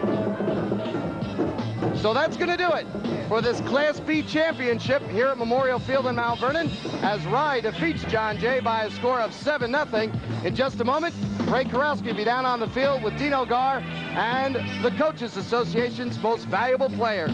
Right after this message, as we continue with Section 1 football right here at Cable 3. And don't run from store to store with all those shopping hassles. There's plenty of free parking at the Empire State Flea Market. Here you can find all of your holiday needs under our one roof. Santa is there, and you should be too. The selection of gifts is endless. There is something there for everyone. Holiday shopping begins Friday, November 29th, with expanded hours. This holiday season, come spend Christmas with us.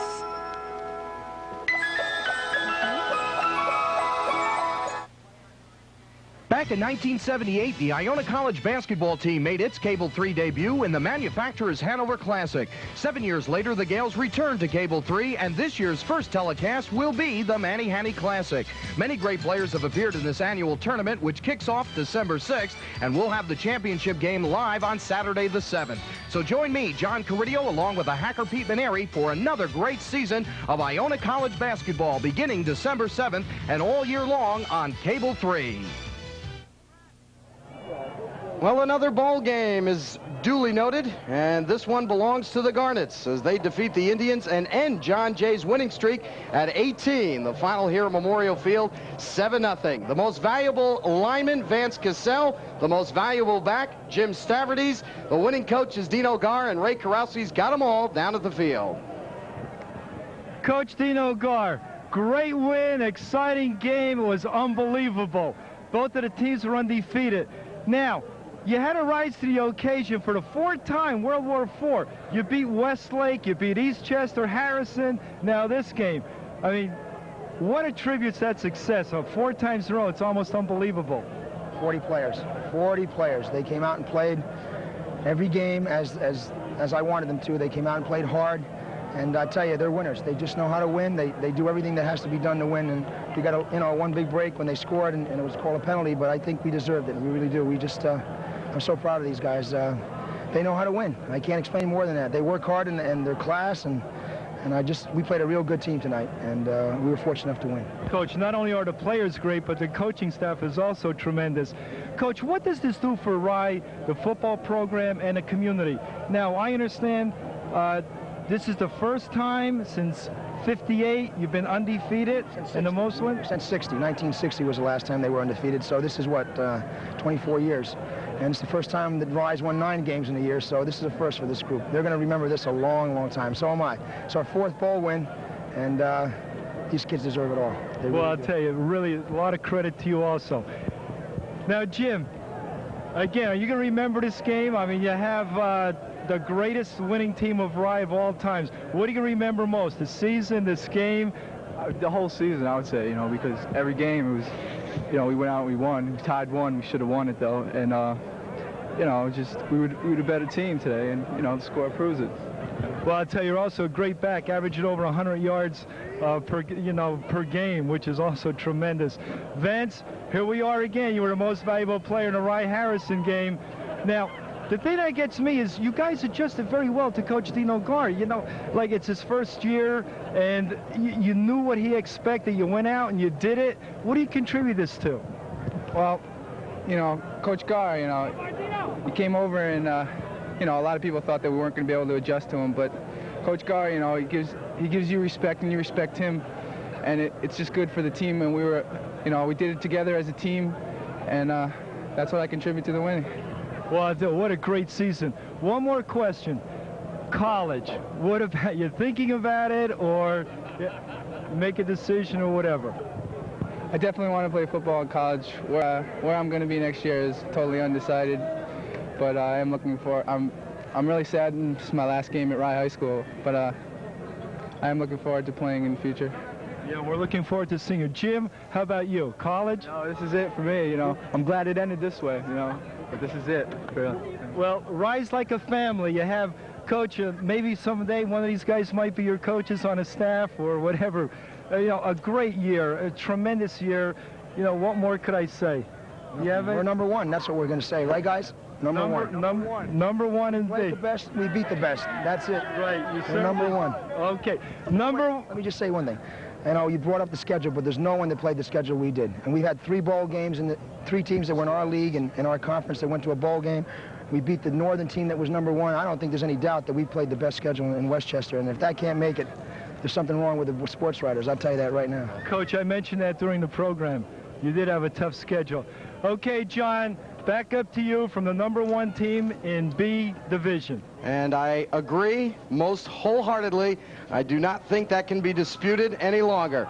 As Dino Gar put it, they played the best and they beat the best. The Garnets finishing up undefeated 9-0-1 as the John Jay Indians lose their first game in 19 attempts. Their record now at 9-1 on the season as Rye wins the Class B championship by a score of 7-0. Thanks very much for joining us, and don't forget these Section 1 football games are brought to you by Empire State Flea Market in Port Chester, and by the Showboat Restaurant in Greenwich, Connecticut, by Astoria Federal Savings Bank, and by UA Columbia Cablevision of Westchester. For our director, Tony Koash, executive producer, Paul Gluck, and the coach, Ray Karowski, I'm John Caridio. Thanks very much for watching. Don't forget, next up on the schedule, the big one. It's the Class C Championship with Dobbs Ferry taking on Irvington, and we'll look forward to seeing you then. The final once again here at Memorial Field, Rye, winners of the Class B crown, defeating John Jay by a score of 7-0.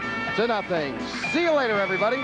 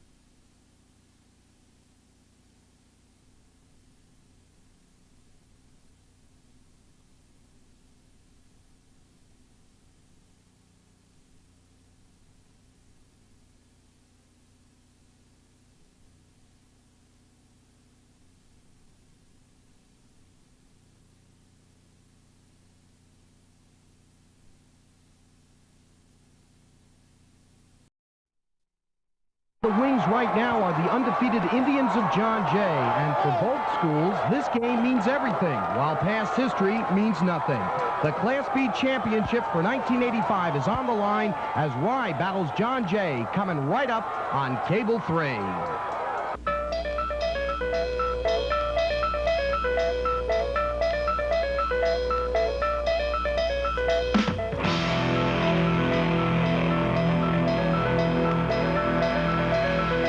Championship is on the line. Two undefeated teams getting set to meet in bowl game number 2. Hi, everybody. I'm John Carrillo, back here with the former Eastchester High School football coach, Ray Karowski, for what is indeed the game in Class B. The undefeated Garnets of Rye, winners of Conference B2 South, taking on the undefeated Indians of John Jay, the winners of Conference B3 North. And in our poll, it is number 2 taking on number 3. Karowski, you have been in some big ball games in your life, but I don't think you've been in as big a ball game as this one's shaping up to be. John, that's correct. This is one of the biggest games probably played in Division B. Both teams are undefeated. Now, you talk about the North and the South. When I was coaching, we would go in and argue and try to get your player to be all-county, go on to all-state. And the Northern coaches would say, well, our players are better, and the South coaches would say, our coaches are better. So what we have here, we have a North-South championship game. An additive incentive is the bragging rights. Now, the winner will brag about that our league is better, our players are better. And also, you have player recognition. So the team that wins, their players will be recognized for all league and all county. A lot is riding on this game. It's a championship game, 2 undefeated ball teams. We've got a couple of minutes before the opening kickoff, so we'll use that time to give you a better look at both of the teams. Coming up, as the pregame show continues, a preview of John Jay and Rye in just a moment.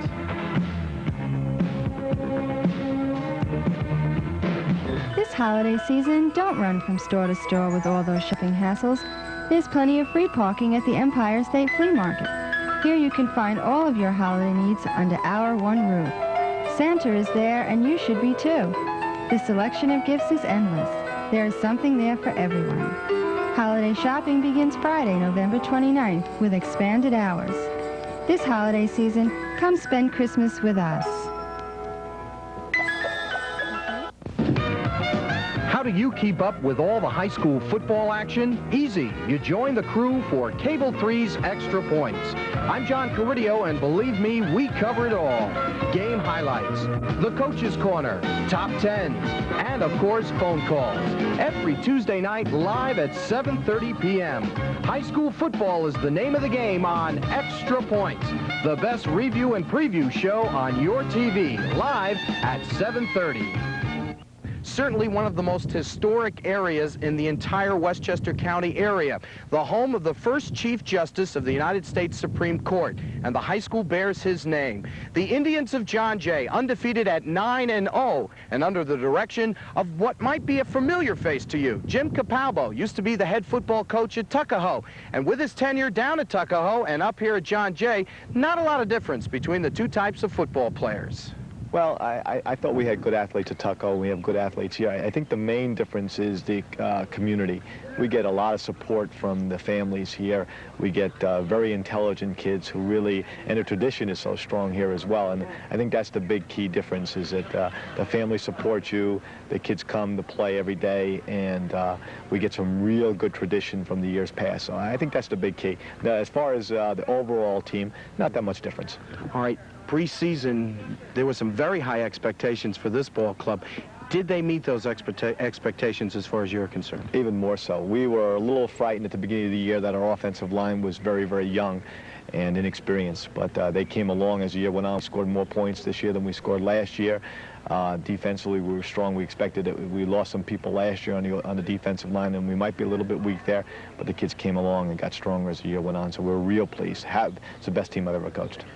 into this game, the bowl game. I'm sure there's no problem getting the kids up and ready for it. This is for the B championship, Right. this one bowl game. Right. Do you have a problem, however, keeping them closer to the earth and not getting so sky high? I think 2 years in a row changed that a little bit. The first year, a little bit inexperienced. We had a lot of juniors on our team last year. We had over 20 juniors on the team who were coming back to a bowl for the second time. So I think the attitude this year is a little bit different than last year. It's work as usual as far as it's been so far. I think they'll be sky high by Friday and Saturday, but I think they know what they have to do, and they've been super about that all year. All right, and how about some pressure on this winning streak that you've put together, 18 in a row? How are the guys looking at that? Is that something they don't want to get out before, especially the seniors who are going to be leaving? I think it's there, but we really haven't talked about it very much. We've taken one game at a time, and that's what's been important. The kids have just taken one game at a time. We hope that we can play a real super football game each week, and we're not even thinking about the streak. We're just thinking about winning one game at a time. And in your thoughts, is this going to be a good game? Oh, it's going to be an excellent game. We're real happy that we got Ryan to pick. Defensively, they're real strong. Offensively, to get the job done. So it's going to be a real war, I think.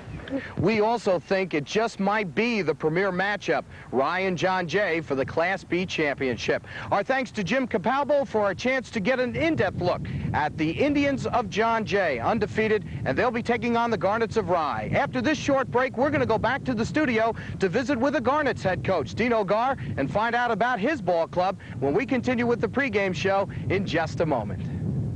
Only the Showboat offers you so many unusual ways to entertain your group. Right, Ida? Right, boss. Right, Joe and Ida. This authentic Piccadilly bus will take the 60 of your friends to the Yale Bowl, Shea Stadium, or even to Broadway. Then there's the floating Mark Twain for entertaining up to 125 guests. And the Showboat itself can accommodate up to 250 people in 7 different meeting rooms. For your special group needs, call Ida Brady at this number now, won't you?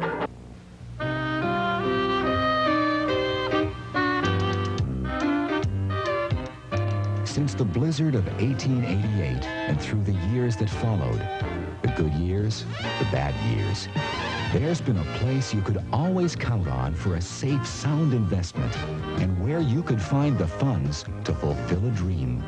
Astoria Federal Savings. For almost 100 years, we've been right where it counts. Time now for a look at the home team in this 1985 Section 1 Bowl Championship, and that, of course, the Garnets of Rye. Second week in a row, we've had a chance to speak with the head coach of the Garnets, Dino Gar, after that emotional victory over Harrison by a score of 7-0. Thanks again for letting us pick your brain for a little while. My pleasure. Okay, the emotional win, as we mentioned, against Harrison. Very big win for you. First win against Harrison in your whole lifetime. What problems does that present to you going into the bowl game against a very good John Jay team? Well, you know, I like to think of it as a positive. We won, and we're undefeated, and John Jay's undefeated, and it's going to be, I think, put 2 great teams together for the bowl game. I think it's the best bowl game. Of course, I'm biased by the whole thing, but I really do think it's the best, at least Class B bowl game. Well, as we were talking earlier, it is really the only game that will actually decide outright a championship, except for the Dobbs Ferry-Irvington game, of course. But your game is very evenly matched, and it is for the B championship. That's got to get the kids up for it as well, I would think. I think so. Our seniors don't want to, you know, end on a bad note. They want to go out and be winners as they are, and they've proved that all year, so I think we'll have a real great game. All right, we have seen highlights of the Rye team throughout the entire season. Of course, we had one full game against Harrison to watch you. The team, as you mentioned in the preview show that we did way back in September, you wanted to improve week after week, and that was one goal that you told me you had really reached throughout this season. Oh, no doubt about it. Our players just, I think that's a goal that every coach wants, but this was really an improvement. Every week we just got a little bit better and better, and I think confidence grew, and I just feel that we got comfortable with each other, and I think you know, now we have to play for the big one. Okay, well, how about John Jay? What do you know about him, and what do you got to do? They're a great ball club. Any team that can win as many games as they've, you know, second longest winning streak in the county this year and in years past. They're a great, real good ball club. They've got very good balance. They've got 2 great running backs in Smith and Bates. So you just can't key on one. You have to be balanced on defense, and they can throw the ball. So we have our hands full. Defensively, we're going to have to play a real good game and not give up the big play. I think that's part of their characteristic where they make big plays. Now, as a head coach, you've been involved with some really great teams, in particular some of the championship teams you had at Westlake, and now this one here at Rye. Can you compare this team with some of the other ones that you had? Even if you want to go back to your first tenure at Rye, how does this team rate among those other ones? Well, I think they have all the ingredients, the same important ingredients to be successful. They work well together, they enjoy each other, and they feed from each other in terms of getting better. They're not looking for excuses, and they know they have a job to do. So I feel that, I don't like to compare teams because I think they all have their own personalities, but I think I love them all. I really do, and this group is very special to me. And you survived the brook okay? Oh, absolutely. A little cold maybe, but that's a welcome call. And Dino Gar also told me that it was warmer in the brook than it was outside. So a very successful and a very fulfilling dump for Dino Gar in the Rye High School Creek after that Harrison game. Now, this is a big one, as we've already said, and you found out about both of the offenses and turned out to be quite similar for this one. Both offenses, the teams are using a multiple I. What they'll do, they'll get a wing, they'll get a slot, they'll have them wide. So basically, it's an I formation, multiple sets, and they will run from there. But now we look at John Jay. John Jay has Antron Smith. He's 6 foot, 195 pounds. He does the 40 in 4.5. And if he scores over 100 yards rushing this game, that will be 18 consecutive games that he rushed for over 100 yards. Now we go to Rye's side, the same offense. They have Stravides. Jim Stravides this year is averaging over 100 yards rushing. So we have great runners on both teams. We have the lines ready to fire out, and we're going to be in for a great one. We think we do have the best bowl game of all 8, possibly, coming up tonight. We'd like to say a special hello to all of the folks who are joining us on the Madison Square Garden Network. If you're watching this one, a happy Thanksgiving to you. And for the rest of us, we've got a great ball game for you. Straight ahead, bowl game number 2 here at Cable 3. This one's for the B Championship. It's Rye and John Jay, undefeated. The opening kickoff coming up in just a moment. Long, long ago, man had no way to forecast the weather, so he never knew what to expect. Then came television news with forecasts at noon, 6 and 11, and man never knew what to expect. Today, we have the Weather Channel, state-of-the-art forecasting 24 hours a day, with local forecasts 8 times every hour. So now things are a bit more civilized. The Weather Channel, weather of a higher order. Don't fumble around looking for programming. Turn to EPG, the Electronic Program Guide. It's right on your screen. Yo! The EPG's easy-to-read listings give you channel number, service program name, and selected movie descriptions. Totally awesome! The Electronic Program Guide is updated daily via satellite, so you'll never miss any last-minute program changes. Beam me up, Scotty.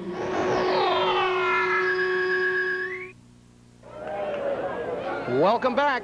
We're here at Memorial Field in Mount Vernon. I'm John Caridio along with Ray Karowski, and you can see both teams out on the field for the coin toss to get this game underway. And there is our official crew for this evening, and we have a veteran crew for you this afternoon. Mike Nicholas is the referee, and he also doubles as the head of the Westchester Officials Association. John Yazzo is the umpire, John Palacchio is the head linesman, and Mr. Jim McGinty will be our field judge. And John Jay for the Class B Championship, a packed house at Memorial Field in Mount Vernon. Rye winners, as we mentioned, of Conference B1 South, undefeated, 8-0-1. That only blemish, the tie, opening game of the season against Sleepy Hollow, a 14-14 affair.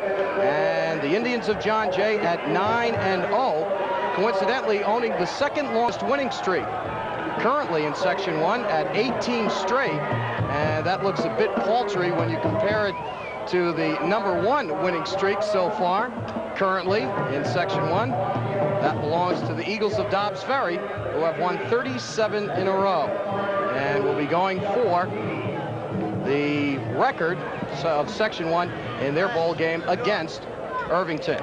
Coming up later this week. Let's go down to the huddle now as Dino Gar gets his Garnets ready for this bowl championship.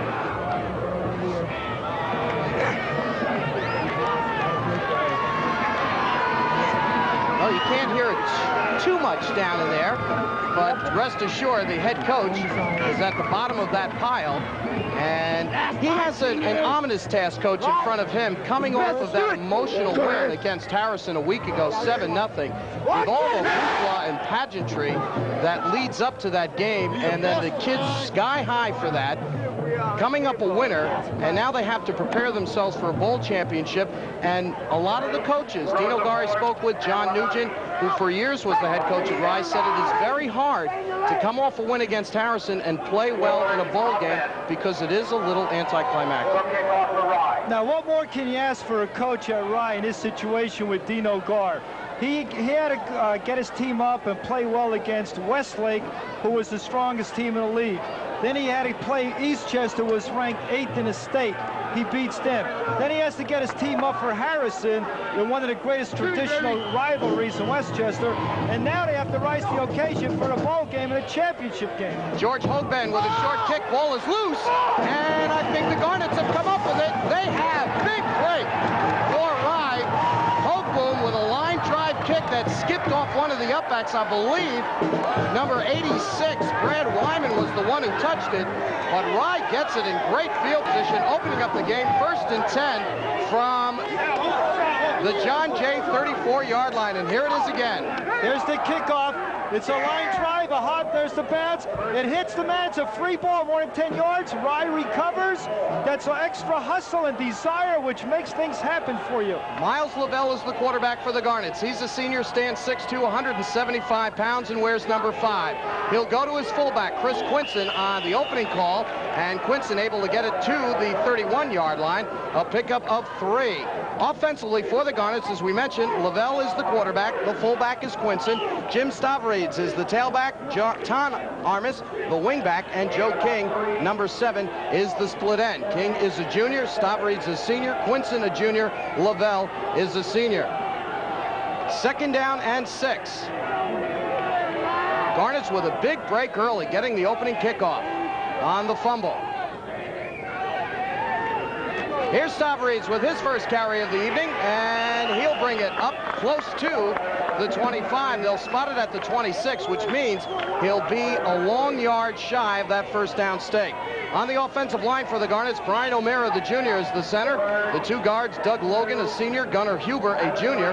The tackles, Ron Soriano, a senior, and Mark Weintraub, he is a junior. Vance Cassell, our MVP a week ago in the Rye-Harrison game, is the tight end, and he's a big one, a senior, 6'5", 215 pounds. 3rd and 2 for the Garnets. Ball is at the John Jay 26-yard line. Lavelle still with the football, now cuts it up inside, has the first down, and second effort pushes him close to the 21-yard line. So the first down of the day chalked up by the Garnets, and they will have it 1st and 10 from the John Jay 23-yard line. Defensively for the Indian, they go with a 5-man front. Dick Aubie, Sal Candulo, John Clancy, Craig Carlson, and Jim Peters will be on that line. Peters the junior, Aubie a junior, the rest are seniors. And now Miles Lavelle will bring the ball club up. 1st and 10 from the 22-yard line.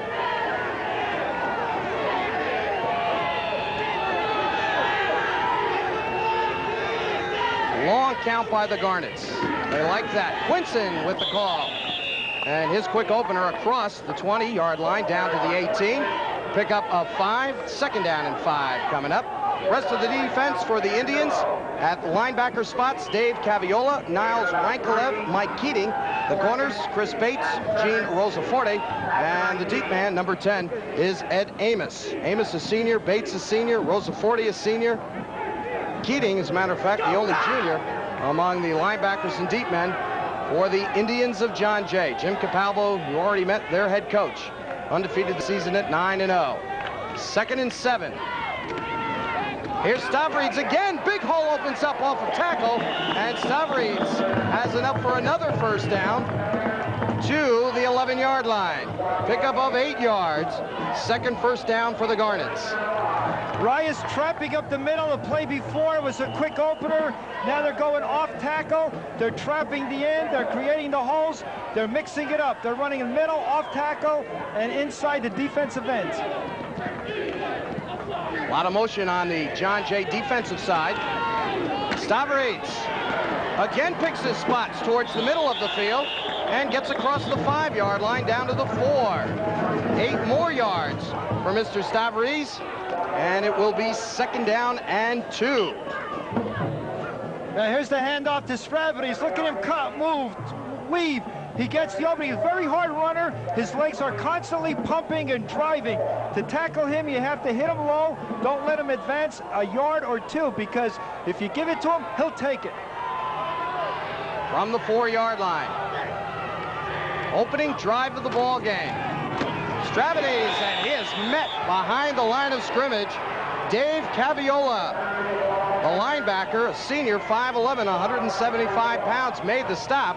A loss of 2 on the play brings it back to the 6-yard line. And the Garnets now with a 3rd and 5 from the 6. Have to get to the 1-yard line to pick up the 1st down. And Mark Surhoff, number 9, will come in. Dino Gar brings his plays in by switching the wingbacks. Tommy Armas, number 2, and Mark Surhoff, number 9. Surhoff now in the game. Quinson and Stavridis, the setbacks behind Lavelle. And they'll throw it to the near side. Stavridis looks for the hole to open up, and he gets it down to the 2-yard line. Will come up 1 yard shy of the 1st down stake, so a big call here early for the Garnets, and Dino Gar facing a 4th and 1 from the 2-yard line. Now John Jay is in a 6-5 goal line defense. On that play, the linebacker blitz found the opening and made the tackle from behind. Someone has to pick up that blitzing linebacker. Garnets are going to try. They can pick up the 1st down without getting the touchdown.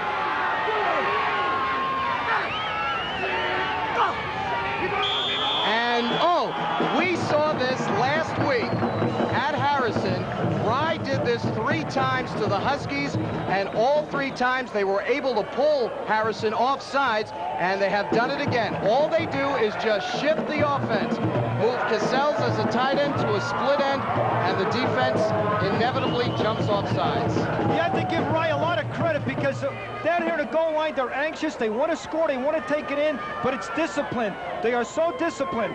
That end gets down. His hand is on the ground. Now he just picks it up and then goes out as a split end. A lot of defensive linemen will look for that hand to move, and then they will come across. But in high school rules, the end can put his hand down on the ground, pick it up, and split out. But the tackles, guards, and center, if they move, then it would be encroachment or offsides. Well, the penalty, encroachment against the defense, moves it half the distance to the goal. And Vance Cassell, who took a long look down the sidelines, decides he would like to have a measurement. So the chain gang will come out onto the field. Coach, that's a smart move by Dino Gar, because the defense is so intense. They want to stop it, and any kind of slight movement, they come across, they jump. You have to give them a lot of credit there. The team is well coached. They're disciplined, and I'm sure that John Jay is going to be disciplined also on offense. We're in for a great game. Rye's got a good break on that kickoff, recovering that ball. So you saw less than a yard to go for the 1st down. The ball is at the 2. 4th down. Lavelle again with the long signal count. He'll throw it to the far side. Stavridis cuts it inside. Touchdown!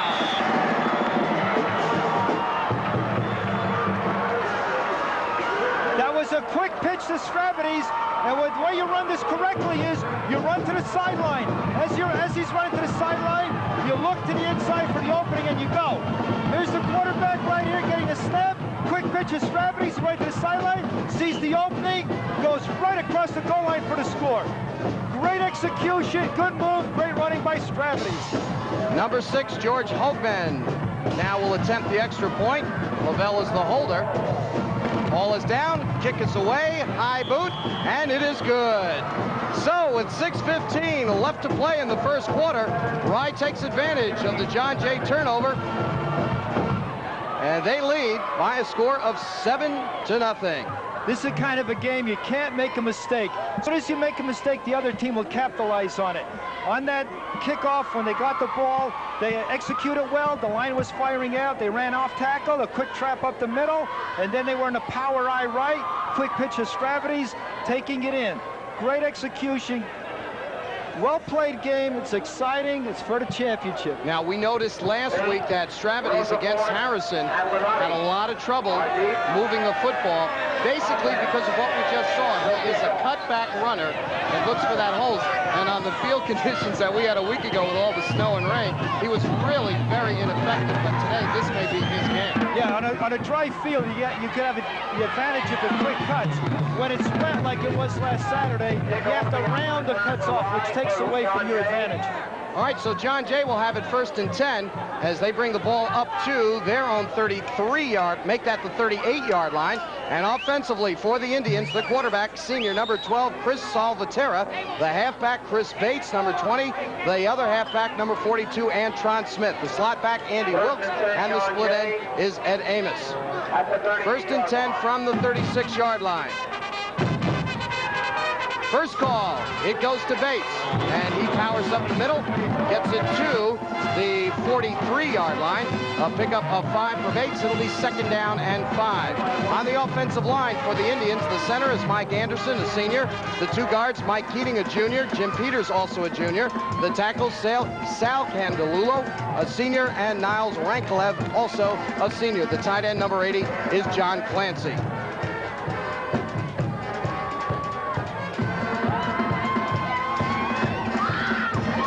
2nd down and 6. Penalty marker goes up as Smith gets the call. Across midfield, it is good enough for a 1st down if the play will hold up. The Rye Partisans here at Memorial Field. Boy, they gave us a great show last week. We were at the pep rally for Rye Harrison. As you take an isolated look at the backfield, Antron Smith, one of the premier running backs in Section 1 football this year. But as Jim Capalbo told us earlier this week, if you key on Smith, Chris Bates, the other halfback, is going to hurt you. Yeah, Chris Bates is a senior, 5'7", 160 pounds. He's the fullback. He's quick as a cat. He's like a water bug when he runs with the ball. He is a great lacrosse player also. 2nd down and 20. This is Antron Smith. His speed gets him to the outside. Tommy Armas is there and able to force him out of bounds. But that will be enough for a John Jay 1st down. And we've got a good look from the backfield of Mr. Smith. Antron Smith, 6 foot, 195 pounds. Here he is, he gets the handoff, he's going to the outside. Now, instead of running out of bounds, he lowers that shoulder and drives through the defensive man to pick up extra yardage. He's a great ball carrier, a blue chip ball player. Many, many colleges are after him, and he'll go Division I. 1st and 10, the ball in Rye territory at the 46-yard line. Here's Chris Bates. Oh, and good speed takes him into the clear. Another good move to the outside, and he goes across the 30-yard line down to the 28. Boy, does Rye have their hands full tonight. You have Antron Smith and then Bates. He's like a water bug. He's very quick, and before you know it, he's in the secondary. Here it is, there's a snap of the ball. Bates is right through. He's running like a water bug, what we call in terminology of football, picking up that extra yardage. Cut, stop on a dime, move. Whistle out on the field and a little confusion in the John Jay huddle. So they'll call a timeout there first, and we'll have 2 more remaining. Let's take a look at the defense for the Garnets of Rye as they set up shop, as always. As it was the case a week ago, 4-man front, Tom Adonisio, the defensive end, Roy Haney and Scott Johnson are the 2 tackles, Jamie Murphy, the other defensive end, and the middle linebacker, number 86, Vance Cassell. The deep backs for the Garnets as follows. They have 2 outside linebackers, Tommy Armas and Mark Surhoff, Jim Stavrides and Joe King, the cornerbacks. The free safety is Chris Quinson, and the strong safety, number 5, Miles Lavelle. So a couple of folks, as you can see, go both ways in this ball game, and that is the case with both schools. And what a big ball game this is. Undefeated, two undefeated teams going at it. Champion of Conference B3 North, championship of Conference B1, or pardon me, B2 South. I mean, just listening, they announced here at the stadium of the previous bowl game that was played, with Our Lady of Lourdes roaring back in the fourth quarter to beat Harrison 18-13. And of course, a Harrison loss is always a cheering point for the Rye fans. 1st and 10 for the John Jay Indians. Ball is at the Rye 27-yard line.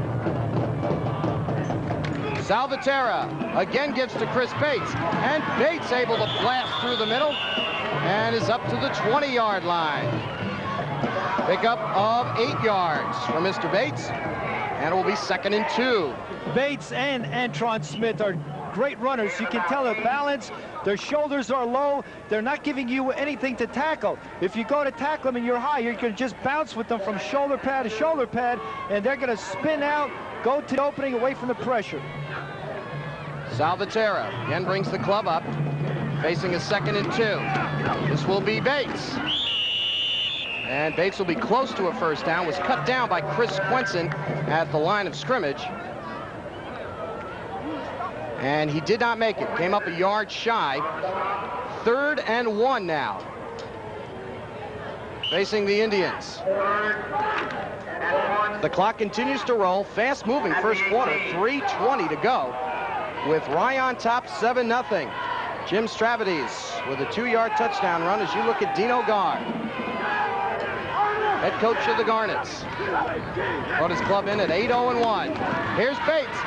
Hole opens up off the tackle, and Bates gets the first down, keeps the Indians in business, and they will have it 1st and 10 from the 12-yard line. It looks like so far, Coach, the Garnets defense keying off on Antron Smith, and Salvatierra and Capalbo, the head coach, content at this point to give it to Chris Bates and let him do a little work. And also, John Jay is mixing up. They're going into an I, they're going into a slot T formation. They're having Antron in a fullback position. They're really mixing it up. Here's Smith. Gets a good block, and a nice hole opened up for him, and he barrels his way to the 5-yard line.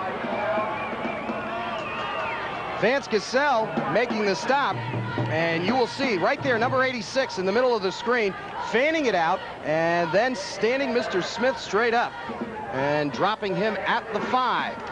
So Antron with a pickup of 7, 2nd and 3. 2:08 left to play first quarter. Salvatierra, a little trouble with the exchange. Now he's in a lot of trouble and goes down all the way back to the 10-yard line. Yeah, one little mistake right there by the goal line. No trouble with the exchange. The ball dropped. He came around. Good pursuit by Wright. There's the exchange right there. He had a little trouble. Now he's trying to go to the outside. Look at the pursuit by Wright. They're coming like stinging bees. Cassell and Armas on that tackle with help from Bob Angelillo, number 76, the senior defensive tackle. 1:28 to go, first quarter. It is 3rd and 9 now for the Indians. The ball at the Rye 9-yard line. Antron Smith, and he can't shake loose. Joe King got a hold of one leg and then held on for dear life. And Smith went down right at the line of scrimmage. It'll be 4th down. That's exactly the way you have to tackle Smith. Here it is. It's a quick pitch. There's Smith right on the ankle, right there. Couldn't get out of it, and it was tackled. Smith is 6 foot, 195 pounds, does the 40 in 4.6. So he starts getting some speed with his weight. He generates tremendous power. Indians will go for it on 4th down. From the 11-yard line, Salvatierra wants to throw. Little outlet, it's complete. Nope, incomplete. Chris Bates, the intended receiver, even if he had come up with it, since he was down, the play would have been whistled dead. But in any event, the Rye defense holds, and they will get it back 1st and 10, however deep in their own territory at their own 10-yard line. A goal line stand. That's what you really like. Defensive coaches, the coordinators, the coach. You know, hold that team down there. Don't let them score. And a defensive stand like that can motivate a team, get everybody going, get them psyched, and give yourself some momentum. 1st and 10. Garnets at their own 10-yard line. Armis in motion. They'll go up the middle. Chris Quinson. And Quinson is across the 20-yard line. He'll have enough for a Rye first down, a pickup of 13 yards for the big fullback. First down number 4. And they'll quickly get the clock rolling, which is down to 30 seconds and counting. Rye has Quinson, John Jay has Bates. They're both fullbacks. Both of them are doing a job. They're quick, they're strong, they're hitting the hole. The feet are moving, picking up that extra yardage all the time with that strength in the legs. Very important for a football player in the backfield. Quinson again with the call. And he barrels his way across the 25. Looks like they'll spot it at about the 28-yard line, a pickup of 4. And that should just about do it for quarter number 1. As the clock runs out, we'll bring them all the way to the other end of the field. And this one, as advertised, is turning out to be a good one. The Garnets of Rye leading the Indians of John Jay by a score of 7-0. We've got quarter number 2 coming up in just a moment. Nothing compares to the excitement of the high school football bowl championships. DeCarlo, that's the throw. Big rush is on, puts it up into the end zone. Complete touchdown! Again this season, Cable 3 will be the exclusive outlet for the 1985 football championships. Don't miss these great season finales as the Cable 3 High School Football Game of the Week brings you the best teams in Section 1. Check the program guide for the 1985 football bowl games only from Cable 3 Sports. Hello, I'm Senator Bill Bradley. The next time you're in a local supermarket, take a moment to look at the pictures of missing children on this message center. And please jot down the phone number, 1-800-843-5678, 1-800-843-5678. You can help find a missing child. With your help, we can reunite a missing child with loving parents. This has been a public service message from the National Center for Missing and Exploited Children. Welcome back to Memorial Field in Mount Vernon. John Caridio along with Ray Karowski for this Class B Bowl Championship. Rye and John Jay. As you saw, the Garnets leading 7-0. First play of the second quarter. A little flip pass to Surhoff is good, and he gets a nice gain across the 35-yard line to the 38. Pickup of 13 yards. First completion of the day for Miles Lavelle. John Jay's in a 4-4 defense. They have 4 men on the line of scrimmage, 4 linebackers, and 3 deep. Now what happened, the linebackers for John Jay, all 4 of them were inside of the offensive ends of Rye. So now they have a flat pass going out. The flat is open, the pass was completed, and you will always pick up yardage in that situation. Good call by Dino Gar. Joe King, the wide receiver to the near side. Armis is the slot back. Stravides and Quinson, the setbacks behind Lavelle. Again along 6.